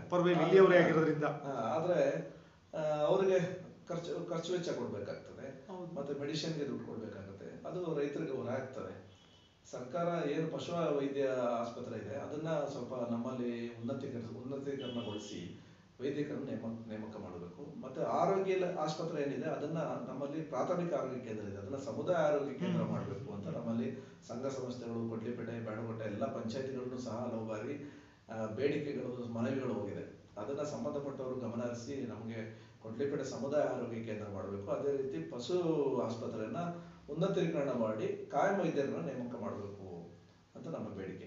ಸರ್, ಖಂಡಿತವಾಗ್ಲು. ಯಾಕೆಂತಂದ್ರೆ ಮೊದಲು ಕೊಡಬೇಕಾದ್ದು ಆರೋಗ್ಯವನ್ನೇ ಸರ್ಕಾರ ಕೊಡ್ಲಿಕ್ಕಾಗ್ಲಿಲ್ಲ ಅಂತಂದ್ರೆ, ಸರ್ಕಾರ ಇದ್ರು ಒಂದೇ, ಅದು ನಮಗೆ ಅದು ಇಲ್ಲದೆ ಇದ್ರು ಕೂಡ ಅದ್ರ ಬಗ್ಗೆ ನಾವು ಚಿಂತೆ ಮಾಡಬೇಕಾಗಿಲ್ಲ. ಆರೋಗ್ಯವನ್ನೇ ಕೊಡ್ಲಿಲ್ಲ ಅಂತಂದ್ರೆ. ಸರ್, ನಂತರ ನನ್ನ ಪ್ರಶ್ನೆಗಳ ಬಗ್ಗೆ ಬಂದಿದೆ. ಸೊ ನಾನು ಬಿಟ್ಟಿರ್ತಕ್ಕಂಥ ವಿಚಾರ ತುಂಬಾ ಇರ್ಬೋದು ನಿಮ್ಮ ಪಂಚಾಯತಿ ಬಗ್ಗೆ ಹೇಳದಿದ್ರೆ ಸರ್. ಪಂಚಾಯತಿ ಅಂದ್ರೆ ಈಗ ನಮ್ಮಲ್ಲಿ ಪಂಚಾಯತಿ ಇನ್ನೊಂದು ಸಮಸ್ಯೆ ಅಂದ್ರೆ ಇಲ್ಲಿ ಈಗ ಪಿಡಿಒಗಳು ಏನ್ ಹೇಳ್ತಾರೆ, ಅವರಿಗೆ ಇಲಾಖೆಯಿಂದ ಕಾಯ್ದೆ ಪ್ರಕಾರ ಅವರು ಕಾರ್ಯನಿರ್ವಹಿಸ್ತಾರೆ. ಆಕ್ಟ್ ಇರುತ್ತೆ. ಇಲ್ಲಿ ಮೈನ್ ಎಲ್ಲಾ ಪಂಚಾಯತಿಗಳಿರುವ ಸಮಸ್ಯೆ ಆಡಳಿತ ಮಂಡಳಿಗೂ ತಿಕ್ಕಂಡ. ಖಂಡಿತ ನೋಡಿ, ಇದು ದೊಡ್ಡ ಸಮಸ್ಯೆ. ಈ ಸಾಮಾನ್ಯ ಸಭೆಯಲ್ಲಿ ಎಲ್ಲಾ ಸದಸ್ಯರುಗಳು ಅದು ಮಾಡಿಲ್ಲ, ಇದು ಮಾಡಿಲ್ಲ, ಎಲ್ಲಾ ಕೆಲಸಗಳನ್ನ ಪಿಡಿಒಗಳು ಕಾಯ್ದೆ ಪ್ರಕಾರ ಮಾಡಕ್ ಹೋದ್ರೆ ಮಾಡಕ್ಕಾಗಲ್ಲ, ಸಾಧ್ಯ ಇಲ್ಲ. ಅದು ಹಳ್ಳಿಯಲ್ಲಿ ಸಾಧ್ಯ ಇಲ್ಲ. ಉದ್ಯೋಗಾತ್ರಿ ಯೋಜನೆ ಆಗ್ಬಿರ್ಬೋದು, ಉದ್ಯೋಗಾತ್ರಿ ಯೋಜನೆ ನಿಯಮಗಳ ಪ್ರಕಾರ ನಮ್ಮ ಗುಡ್ಡಗಾಡ ಪ್ರದೇಶದಲ್ಲಿ ಸಾಧ್ಯನೇ ಇಲ್ಲ. ಆದ್ರೂ ಕೆಲವೊಂದು ಜನಗಳ ಸಹಕಾರ ಅಡ್ಜಸ್ಟ್ಮೆಂಟ್ ಇಂದ ಮಾಡ್ಕೊಂಡು ಬರ್ತಾ ಇದೀವಿ. ಅದೇ ರೀತಿ ಪಿಡಿಒಗಳು ಏನು ಪಂಚಾಯತಿ ಅಭಿವೃದ್ಧಿ ಅಧಿಕಾರಿಗಳು ಸಹ ಇಲ್ಲಿನ ಸ್ಥಳೀಯರಿಂದ ಯಾವುದೇ ವಿರೋಧಗಳು, ಸ್ಥಳೀಯರಿಂದ ಯಾವುದೇ ಆಕ್ಷೇಪಣೆಗಳಿದ್ದೇ ಇದ್ರೆ ಕೆಲವೊಂದು ಕೆಲಸಗಳನ್ನ ಅವರು ಜನಗಳ ಅನುಕೂಲ ಆಗುವಂತೆ ಮಾಡುವಂತ ಪ್ರಯತ್ನವನ್ನು ಕೆಲವರು ಮಾಡ್ತಾರೆ. ಆದ್ರೆ ಕೆಲವರು ಜನಗಳೇನಾಗ್ತಾರೆ ಅಂದ್ರೆ ಕೆಲವರು ಸುಮ್ಮನೆ ಅವ್ರು ಏನೋ ವೈಯಕ್ತಿಕ ದೇಶದಿಂದ RT ಅಲರ್ಜಿ ಹಾಕುವಂಥದ್ದು ಇಲ್ಲ ಅಬ್ಜೆಕ್ಷನ್ ಮಾಡುವಂಥದ್ದು ಈ ತರ ಮಾಡಿದಾಗ ಪಿಡಿಒಗಳು ಸಹ ಕೆಲಸ ಮಾಡಕ್ಕೆ ಹಿಂದೇಟ್ ಆಗ್ತಾರೆ. ಅವ್ರು ಹಾಕಿ ಅವ್ರ ಕೇಸ್ ಆಗಿ ಲೋಕಾಯುಕ್ತ ಕೇಸ್ ಆಗೋದು, ಅದು ಇದು ನೋಟಿಸ್ ಆಗೋದು. ಆದ್ರಿಂದ ನಮಗೂ ಈ ಆಡಳಿತ ಮಂಡಳಿಗೂ ಪಿಡಿಒಗಳಿಗೆ ಈ ಕಾನೂನು ವಿಷಯದಲ್ಲಿ ಎಲ್ಲಾ ಪಂಚಾಯತಿಗಳಿರುವಂತೆ ನಮ್ಮ ತಿಕ್ಕಾಟಗಳಿರುತ್ತವೆ. ಅವರು ಸಂಪೂರ್ಣ ಸಹಕಾರ ಕೊಟ್ರೆ ಪಿಡಿಒಗಳು ದೊಡ್ಡ ಮನಸ್ಸಿನಿಂದ ಏನಾದ್ರೂ ಆಗ್ಲಿ, ನಾವು ಊರ ಅಭಿವೃದ್ಧಿ ಮಾಡೋಣ ಅಂತ ಸಂಪೂರ್ಣ ಸಹಕಾರ ಕೊಟ್ರೆ ಇನ್ನೂ ನಾವು ಹೆಚ್ಚಿನ ಅಭಿವೃದ್ಧಿಗಳನ್ನ ಮಾಡ್ಬೋದು, ಜನಗಳಿಗೂ ಸೇವೆಯನ್ನು ಒದಗಿಸ್ಬೋದು ಅಂತ ನನ್ನ ಅಭಿಪ್ರಾಯ. ಮತ್ತೆ ಇನ್ನೊಂದೇನಂದ್ರೆ ಎಲ್ಲ ಆನ್ಲೈನ್ ಆದ್ರಿಂದ ಪ್ರತಿ ಒಂದು ದಾಖಲಾತಿಗಳನ್ನ ಸಬ್ಮಿಟ್ ಮಾಡಿದ್ರೆ, ಸ್ಕ್ಯಾನ್ ಮಾಡಿದ್ರೆ ಮಾತ್ರ ಮುಂದೆ ಅದು ಹೋಗುವಂತ. ಹೌದಾ? ಖಂಡಿತ. ಈಗ ಅದು ತುಂಬಾನೇ ಇದಾಗಿದೆ. ಜನಗಳು ಅದ್ರ ಬಗ್ಗೆ ತಿಳುವಳಿಕೆ ಮಾಡಬೇಕು. ಮತ್ತೆ ನಾವು ಸಹ ಮುಂದಿನ ದಿನಗಳಲ್ಲಿ ಈ ಗ್ರಾಮ ಪಂಚಾಯತಿಯಿಂದ ಕೊಡುವಂತ ಏನು ಕೆಲಸಗಳಿದೆ, ಏನು ದೃಢೀಕರಣಗಳಿದೆ, ಅದಕ್ಕೆ ಏನೆಲ್ಲ ದಾಖಲಾತಿಗಳು ಬೇಕು ಅದರ ಬಗ್ಗೆ ಸಹ ಜನಗಳಿಗೆ ಜಾಗೃತಿ ಮಾಡುವಂತ ಕೆಲಸ ಎಲ್ಲ ಪಂಚಾಯತಿಗಳು ಮಾಡಬೇಕು, ನಾವು ಮಾಡಬೇಕು ಅಂತ ನಾವು ಆಲೋಚನೆ ಮಾಡಿದ್ವಿ. Okay sir, thank you sir. Thank you, ಧನ್ಯವಾದ.